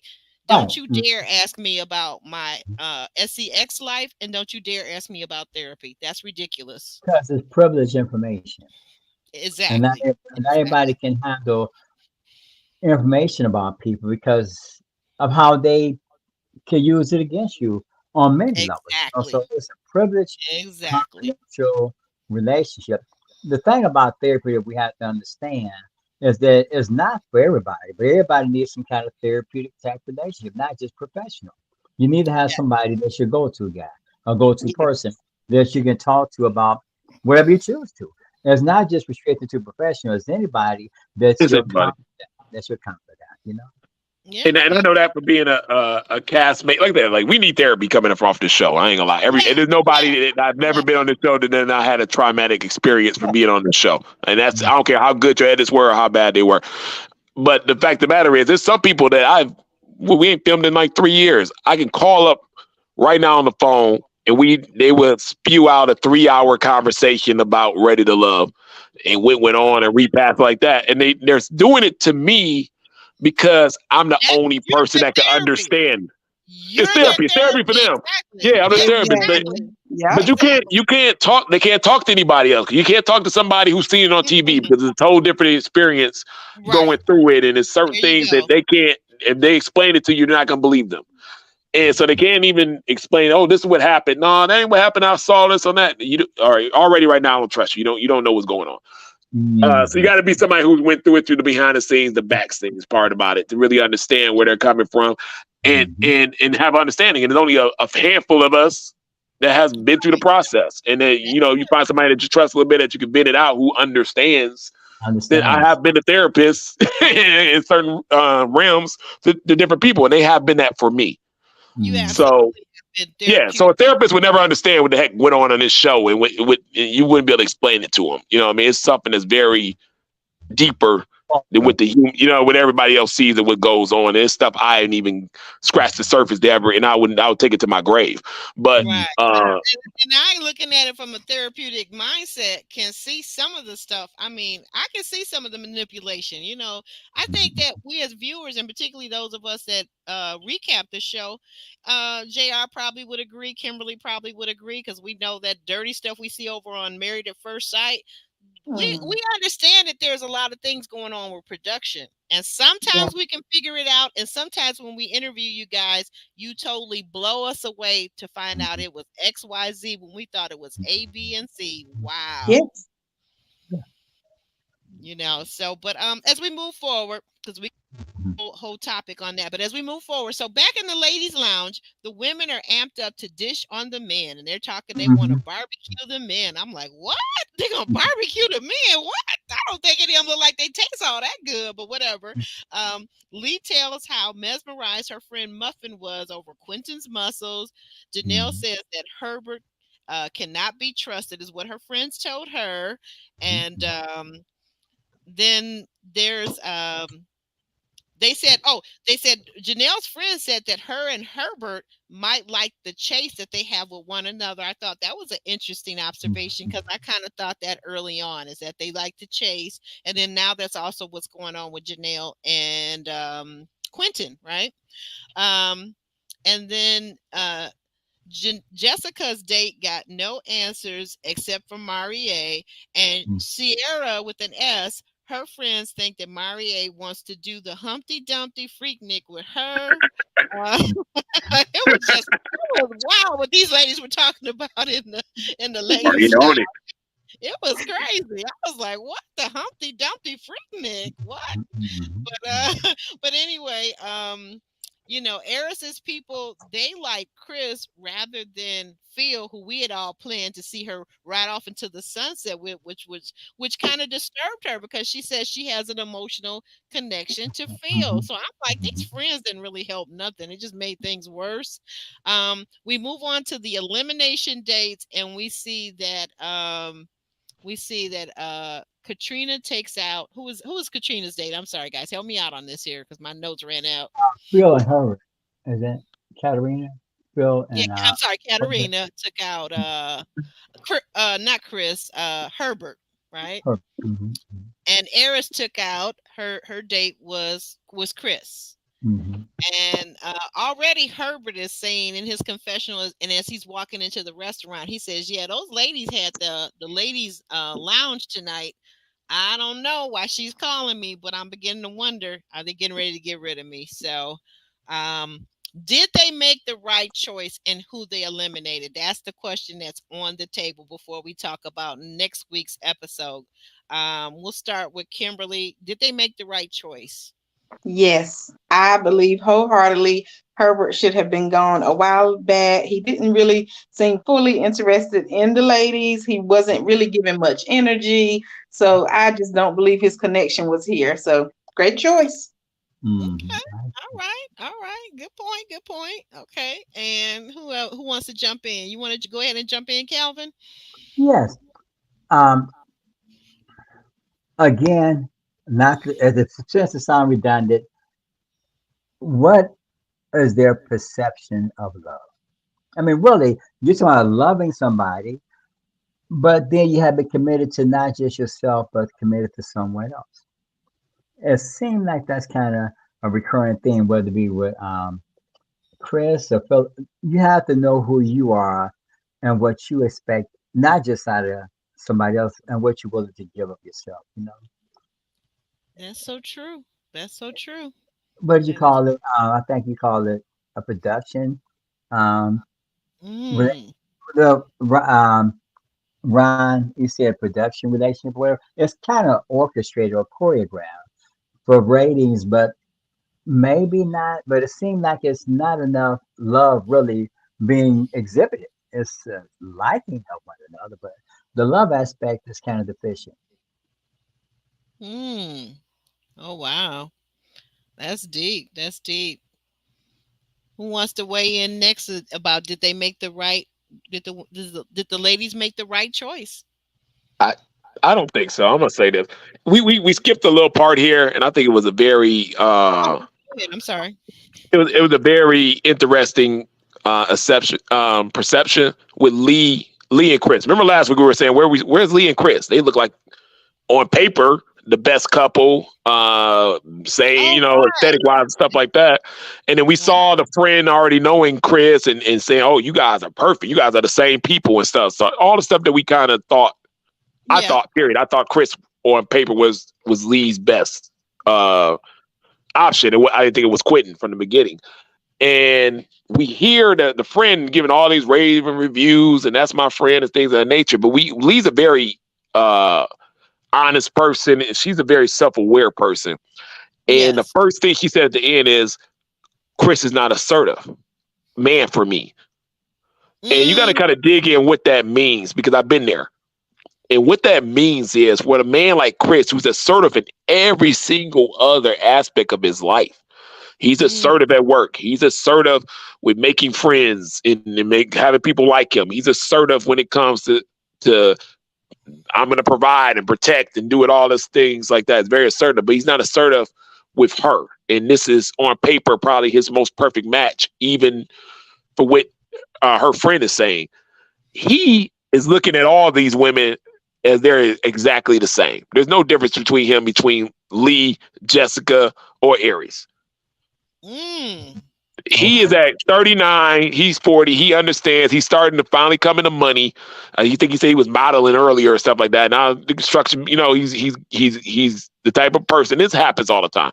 Who's really get into their craft. They get into their 40s. The money's starting to roll in, Mm-hmm. and he's a perfectionist and everything else. And he's going to want a perfect woman, and a perfect woman does not exist. Mm. And reason why he looks at all these women as the same, and he's not assertive to any of them, saying, "No, you're going to be my woman," this and that. It's because to him, they're not perfect. They're not what he's 100% looking for. To him, they're all the same. And he's like, "Okay, well, I'm Chris. I'm the man now. Money coming in. I'm getting in my 40s. These are my glory years for a man," and they are. And he's going to go out and he's going to look for perfection. He's not going to find it. And it happens all the time. It happened with me. And I was in the same boat. And that's why he cannot see the difference between these three women who are totally different in every aspect in each way. He can't pinpoint them because to him, they're not his perfect. And I'm not going to be assertive to them. You know what I mean? I'll give them, say the right things, and I'll show up and I'll give them a little of this and give them a little of that, give them a little taste of Chris. But I can't be assertive to these women because I can only be assertive to who I think is perfection. Which ends up you not being assertive to anybody because you're not going to find that. It's a mental thing. And you and as guys, you put yourself through that by trying to be the conqueror, trying to chase success so much. It's habit forming, and it ends up sleeping into your love life too. It's problematic. And I've been through it. And you have to get down to reality and say, hey, I can't date the way I work. I gotta change this up. I can't be interested in the things. You know what I mean? You can't just go hard. When you just go hard, you got to take breaks now. You have to switch some things up. And I don't think he's there yet in the workforce to do so. But yeah, you're going to have to say, hey, I got to take breaks. I can't just grind because it ends up affecting my daily life. And it does the same thing for women too. You got those women that grind all the time and stuff like that. And then they're looking for this perfect mate. And they're in their 40s now as women, and they're grinding. They want the perfect career, but they want the perfect man to go with it. And it is not no such thing as perfect. And they haven't adjusted that yet. And you're going to have to make those adjustments because it doesn't work that way. Right. And I think Chris hasn't done it yet. I think Lee was very smart to observe that and say, yo, he's not the assertive man I'm looking for. The man I'm looking for is going to look at me and go after me because he's going to look at me as the perfect woman for him and as the prize. Chris can't see that in any of these women. And I don't think he can see it in any woman, period, right now, or she was like Kim Kardashian. You know what I mean? Somebody on gets a super level where he's not going to get to. Right. And he's going to have to make the adjustments. He just hasn't done it yet. He's not at that stage yet. That's interesting. I like that. I like what you're saying. I think that makes a lot of sense. JR, we're throwing over to you now. Yeah, I think that's very interesting what you said, Ron, because that describes Jessica and Chris that's a similarity that they have. They both tend to be assertive in their careers, and that same level of assertiveness is, the problem in their relationship. We've spoken about Jessica being so assertive, having that strong personality, which is too much for Chris because he wants her to tone it down when they're interacting. And then on the flip side, he's assertive in business. He runs his own company too, but he is very soft-spoken, and that soft-spokenness is one of the concerns that a lot of the women have aired, because he doesn't come across, and some of the viewers as well, they've identified that he doesn't come across as very masculine in that term, right? So do I think it was the right choice for Herbert to go home? Absolutely not. I think that was a big mistake because you kept Morier, who you had a problem with the tarot cards. Saw what I saw. Right? Thank you. Yeah, listen, last week, the tarot cards was pretty much voodoo. It was pretty much, that's the devil. I don't want that around me. No, it's a no for me. I can't have that in my house. I can't have that in my space. that to me eliminates him from contention. And then yeah, like, so he lost 2 connections there. He only had uh Sierra left. Herbert has actually had good connections with all of the ladies, and that was his downfall, right? Because he hadn't committed to chasing one, at least one. So, you know, having connections, yes, it's good for the show because that's what you're there to do. But ultimately, if you haven't narrowed down someone, you know, and see why, but he would get voted off. But he did actually have a connection with Janelle that I think he was very interested in pursuing until the timeline issue came up. Yes, there you go. And then I think so. You have Morier, who I think would have been a better candidate to go home. I also think Chris would have been a better candidate to go home. Yeah, Chris, I think. Yeah, but now you've gotten rid of Herbert. Janelle, I don't know what you were thinking, because now you're going to hone in on Quentin. And Quentin is also got other connections too. And Janelle, as much as the attraction may be for him, I think it would have suited her better going into the resort with Herbert there to take the time to get to solidify, if anything. But by eliminating him, oh no, that's going to bring out the worst in the ladies for sure, and with Janelle at the head of it, because I think she's quite I won't say possessive, but she is already sinking her claws into Quentin, and Quentin is very receptive. Let's get it twisted. He's nowhere near a victim in the situation. He's saying the right things for Janelle to want to get that impression and get that going as well. So yeah, Chris and Morier would have been better connections. Even Phil, because he only has Aries as a connection, and he put his foot in it on their date on this time. Whereas I think Herbert, you know, he's got along with everybody. The ladies' man tag that he's been labeled. Yeah, I don't really get, yeah, exactly. I don't get player vibes from him. I don't think he's gonna deal with multiple women in a strong relationship sense. But like I said, he's basically getting to know all of them and not going after anybody other than Janelle, who he showed interest in previously.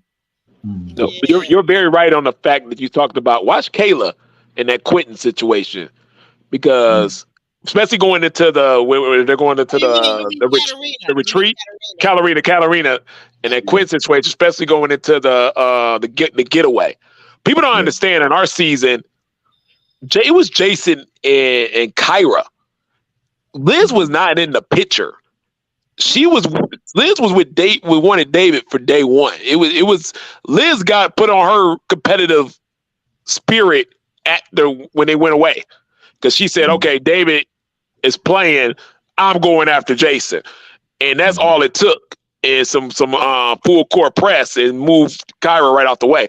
And you could see if Calarina said, because she's the only one that's really game enough. We saw her when they were going back and forth with the fight on the IG stuff. She ain't not afraid of Janelle.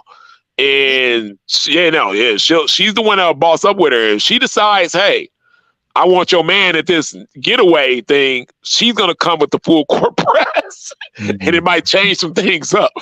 And she, like I said, she's not afraid of Janelle to not do it. And we've seen it done. Like I said, because that's what Liz did. She put on, and I told her to do it. I said, you put on your big girl pants and you go get your man there. That's what you want. And that's what she did. No, you didn't tell her that. No, you didn't. Yes, I did. Let's get into it. Let's talk about, because we got some scenes coming up from next week, which look really spicy. We've got Quentin with his, being I think it's Quentin that's the Q, right? With his purple on represented, and it looks like he may have his swimming trunks on, but not much else, because I see all them muscles rippling through his body. Like, what's up with that, Ryan? What's going on with that? What do you think for next week? Like I said, I think they're gonna throw it gets to the part of the show where they like the love triangle, right? So it's gonna be some love triangles they're throwing in. Right. And we already see some hostility from these girls earlier on IG and stuff like that. I think it strings from what's going to happen Yeah. next. Yes. And yeah, and I think these very competitive women, very strong women, both of them not afraid of each other. Quentin looking like the prize or whatever he wants to look like, and Looking yeah, delicious. Delicious. yeah, and Katarina understands that she don't have a major other connection that she's super strong with, and I think Mm-mm. she's gonna say Quinn's low hanging fruit. If I let me get around him and see if he's still following you around your ankle like that. Mm-mm. Hmm. And Hmm. could well, Jay, what's your thoughts on it? Because I can't say too much more. What's your Yeah. thoughts on So this? I like from what I observed, it looks like Kat was having a moment with Quentin, trying to get to know him. He's Mm-hmm. barbecuing with no top, no shirt on. Mm-mm. And when Janelle comes out and sees this, then she makes the comment, "Oh, where's the rest of your clothes?" Or, what, we coming out naked now? Like she Yeah, made some comment like that, right? something like that. And Yep. exactly. Then you see Katerina saying, "Man, why is it every time I try to get a moment with Quentin, Janelle's always there? I just can't get, I can't. This guy can't breathe. This guy is actually." But then Quentin's response, like when she said, "So what? You're taken now?" His response was, "Yeah, I kind of am." You know, like Ooh, so that to that's me serious. signaled, yeah, like even though they've gone into this retreat, Yep. he's already decided, yeah, Janelle's his connection. That's who he's going to work on. And he's going to completely reject any attempts to talk to him intimately other than that, because he probably knows how Janelle's going to react to that. And he doesn't want to lose that connection. Even if it isn't going to go too far, I think at Mm-hmm. this stage, he's like, you know what? I want to get to the yams and, you know, You know, jam. Well, speaking yeah, of like, yams, look. mhm, Speaking on yams, well, what do you think about? We see Phil. We see just a little snippet of a clip between Phil and Aries, and Phil is rubbing her feet, and she's lying on the bed, and he's rubbing her feet, mhm, and they're talking about, well, we wish the rest of these jokers weren't here. It would just be you and I, you and I. exactly. And you know what? And that's what I like about their connection, to be honest. I like the fact that this seems like a very romantic, probably the most romantic connection on the show so far, right? Phil and Yep. Aries seem to connect and embrace and enjoy each other's company. They enjoy speaking to each other on the phone. They have a few things in common, i.e., having children and all of that stuff. So, this seems like the romance is there. Whether it's going to be like, a solid connection going forward for, marriage or anything like that, I think it's still way too early. But Hmm. this is what I'm tuning in for every week, this type of connection. Him rubbing her feet is a very romantic gesture. It's not, Yes, it eh, is you know, very this intimate. guy, I don't get the impression he's trying to get to the yams. I think he really likes Aries a lot. And Aries, I think, likes him a lot too, which is why Mm-hmm. she isn't going for some of the things that, her friends said, placing him below Chris in the decision of who was better. She's going to go with, well, I hope she goes with her instinct and says, you know what, this is a stand-up guy. There hasn't been any real major dramas at all attached to him on the show so far. He hasn't, you know, um, he hasn't engaged with lots of the other women on the show to make them feel like they're more special or she's competing with any of them. Mm-hmm. So that makes her more relaxed about their connection as well. Mm-hmm. He seems very purposeful, so there's many reasons why I like this connection and them showing, acting this way in this clip. Yeah, like this is what I want to see. And hopefully it does build on as they get into the retreat. Absolutely. They Absolutely. are different though. So I just want to I just hope she's patient. If she can be patient and they can really get to know each other Talking about Aries, Ron? You talking about Aries? yeah, Okay. yeah, she's gonna have to be like I said, it's a different relationship for him. I think it's gonna be a different relationship for her. It's gonna boil down to, do y'all really want to be in a relationship? Because some of the stuff you're gonna have to fight for. And if that's true, and you really want to be in a relationship, and everybody's patient and understanding, yeah, it can easily work. I Exactly. think, yeah, And she hasn't been in a rush. She hasn't tried to pressure him. She Nope. hasn't tried to rush him. She hasn't set any deadlines. So I think Nope. she's quite cool with taking her time and getting to know him as well, because she has two boys who, she wants to vet the guy carefully and make sure she doesn't introduce someone that's probably not going to work out. So I think she's taking her time, and so is he as well. So in that sense, they're both similar, but yeah, they're going to have differences, and fortunately those differences haven't caused them to cross paths in any way so far. yeah. I don't think they came out yet. When I see a couple that might have some differences, I always look for who's the fighter, and Mm. that's the part I don't see. I think Okay. if something happened where it was like a big differences, I think Phil would be nonchalantly like, "Oh well, and I think she'll be the same one. I don't think there's anybody to say, "Yo, that's my baby. I don't care what gets popped off here. What do I got to do, or what we got to do, or what's going on like that? It's always usually one fighter who cares a little more, who really wants a relationship, or really does that and is willing to fight. I don't see that fight in Phil yet, and we definitely don't. Aries ain't going for it. So No, she like me. Aries, I see Aries. At least at this point, my observation is that Aries is like me in this: is that we either gonna work or we not gonna work. But what we're not gonna do is fight about it. Okay? yeah, I need a fighter. I need me a We over fighter. I need to here. see a fighter. We grown people. We grown people. That's what we are. We I grown. need a fighter. I need to see somebody who's gonna fight. Who's gonna say, "Hey, who's gonna show up at 2 o'clock in the morning with the boombox over his singing comment to get his woman back, or a girl who's gonna say, "Hey, no, we ain't breaking up. We working this out," because they got a lot of differences. I think that's gonna come up that somebody gonna have to fight for at one So point. you mean So it's turned to fighting for the relationship? I misunderstood you, Ryan. I'm yeah. I mean, fighting. Who's gonna fight for the relationship is what I'm saying. fighting And I say as you got a far as very trying to find nonchalant a feel victory. and a Okay. very I ain't going for it, Aries. Who's the fighter? When they're not, when this is not a perfect, when I'm telling you, it's not a match made in heaven, because they're different No. people. No, Yeah. never are matches. Even the Yeah, best yeah. ones. So yeah, so if I got two different people who are trying something out for the first time, it's working, it's going good. When it Yeah. doesn't go good, which one of them two is going to be the fighter? Oh, okay. Because I don't Fighting see it in for them. the relationship, For the not against one relationship, another. I got because I you. don't see it I in, got I don't see you. any, I don't see it in them yet. Well, yeah, but the Who's vested? relationship is still developing. Go ahead, Calvin. Who's vested in who? Yeah, What? exactly. Well, it is because you think about it. If you want a loving relationship, you have to be willing to see something in a person that sets them apart from the other person. And then they have to receive it, or the person that's going to receive it, and they got to reciprocate it. It's not like it's just a orchestrated relationship that we're just going to do this because if you love somebody, it's not just convenience; it's a commitment to that person, and you're willing to be vested in them, and see how it's going to grow. Because loving somebody requires that you see something that other people don't see, and feel something other people don't feel. I know that's right. Give that commitment. Give that commitment. And guys, the last thing, oh, I'm sorry, Kimberly, did you want to weigh in on the whole situation with what we're talking about with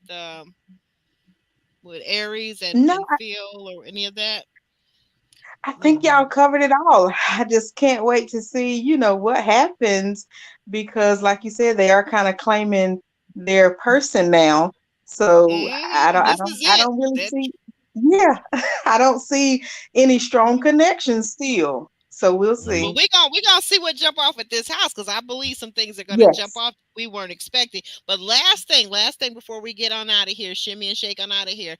Last thing, Sierra with an S is talking about Marie, but Marie has also got another connection. And so Sierra, we see a brief little clip of Sierra talking to Marie and saying, "Look, like, are you riding with me?" Or are you riding with she? Because if you riding with she, then I'm gonna check on out of here. So, Mhm. anybody got any thoughts on what happens with that? How that turns out? Yeah, so this is what I was saying earlier about Morier trying to do cleanup with Mm-hmm. Jessica and Sierra. Yes, Like, that's so Jessica.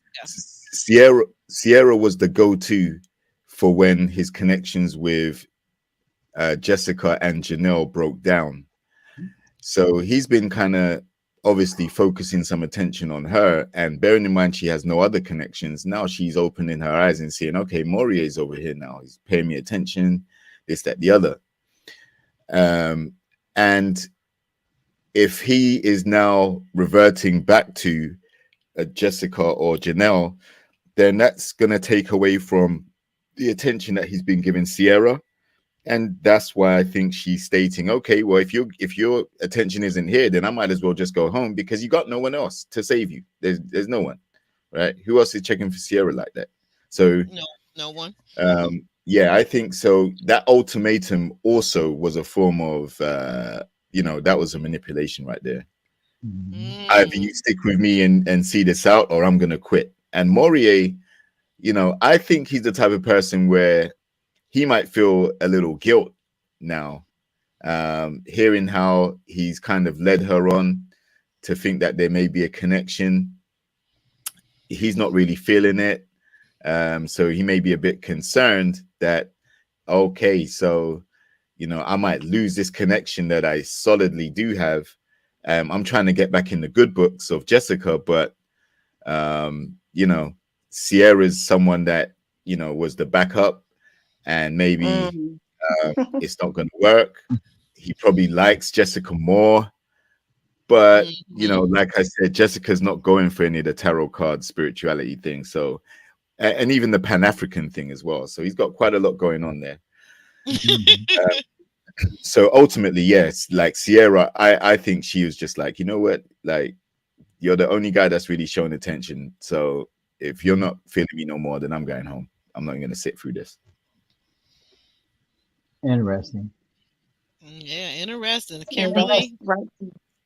I think Sierra should go home. I've been saying that for weeks. I don't even know how she's made it this long. Nobody liked She's her as number funny. one. She's funny and she's cute and she has a $50,000 Birkin bag. What's not to like about Sierra with an S? And Look at who S. on that. this cast can buy that 50K Birkin bag?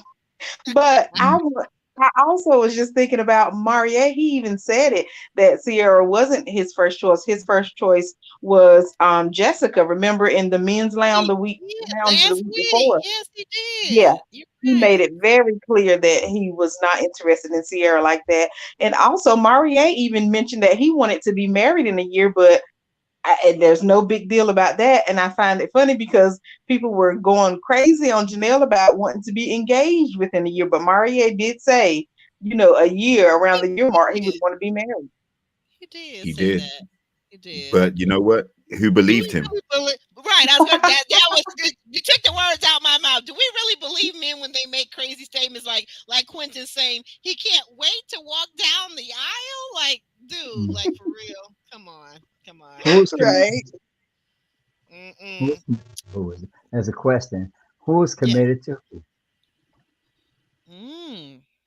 Mm. That's the question. That's the question. And looks like Ron fell off, and that's okay. We thank Ron for being here. But let's go around and start ladies first, and then we'll go back up to JR. We'll go down. We'll go across to Calvin, and then JR. Tell us what you got going on your channel, Miss Kimberly. Kimberly Oh, reviews. yeah. Awesome. Yep. You can find me here, YouTube at Kimberly Reviews, and also Kimberly Reviews underscore on Instagram, Facebook, Kimberly Reviews. I go over the show Ready to Love. I'll do Married at First Sight when it comes back. And I also post my travels. I enjoy traveling all over the world. And I'm a big advocate for being debt free. So I do have a video there about debt freedom as well. So I look forward to seeing you on my channel. All right, Calvin, come on now. Tell us Yeah, about your channel. I'm on Facebook on the Transformation Renewing of the Mind. I'm also on YouTube with the transformation process. I deal with my focal point is on mental health, spiritual wellness, and your personal relationship with yourself and your greater self. And that you can change your condition by changing your mindset. Because the most important thing that we have is our mind. Amen. Hmm. Amen. You got me on that. Yeah. All right. And last but certainly not least, JRXTV. Oh yeah. Okay, so JRX TV, you can find me here on YouTube where I discuss relationship TV shows, specifically Black relationship TV shows. Ready to Love is probably the most popular one for me to review. And that's why my title is Struggle to Love, because I think a lot of the contestants on the show actually struggle to find love. If you look at the percentage rate of success, you know, it's quite low. So there's a lot of struggle going on. But yeah, I review content that they distribute on their own network. And on my Ah, Instagram, which is also JRX TV, you'll see health, fitness, and well-being, and often nutrition, giving you a holistic approach to lifestyle, and a few workout videos, either from classes I do or one-to-one sessions I do, which just to give you a little nudge in the way of keeping yourself healthy and fit and whole and feeling good and looking good at the same time. oh my goodness, I'm gonna be contacting you ASAP about that situation. Ah, yes, Yeah, yes, yes. here when you're ready. I'm here when you're ready. All right, all right. Remember you said that I got it on tape now. If you need to hear it played back to you, Jr. All right. Well, guys, we're going to go ahead and we're going to shimmy and shake on out of here. We've been here for over 2 hours and I have thoroughly enjoyed it. Didn't even know the time had passed to that point, but I have enjoyed you thoroughly. I look forward to seeing most of you back here. I know some people will be traveling to exotic locations that some of us can only dream about, but see, see you guys, all of you, and thank you guys. Absolutely, we got to give our shout out to moderators extraordinaire and members Ellen V and Monique King. We want to also thank that podcaster called Roro for Real. You got shout out to her, and we want to thank all of you in the chat for chatting along with us, keeping us involved, giving us your thoughts and your feelings.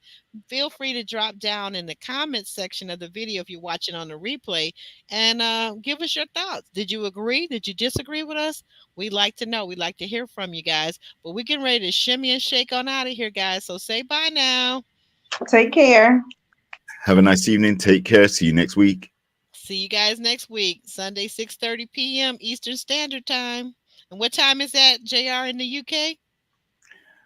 That's 11:30 11:30 UK time, UK time. GMT, 11:30 p.m. All right. All right. Bye now. Bye.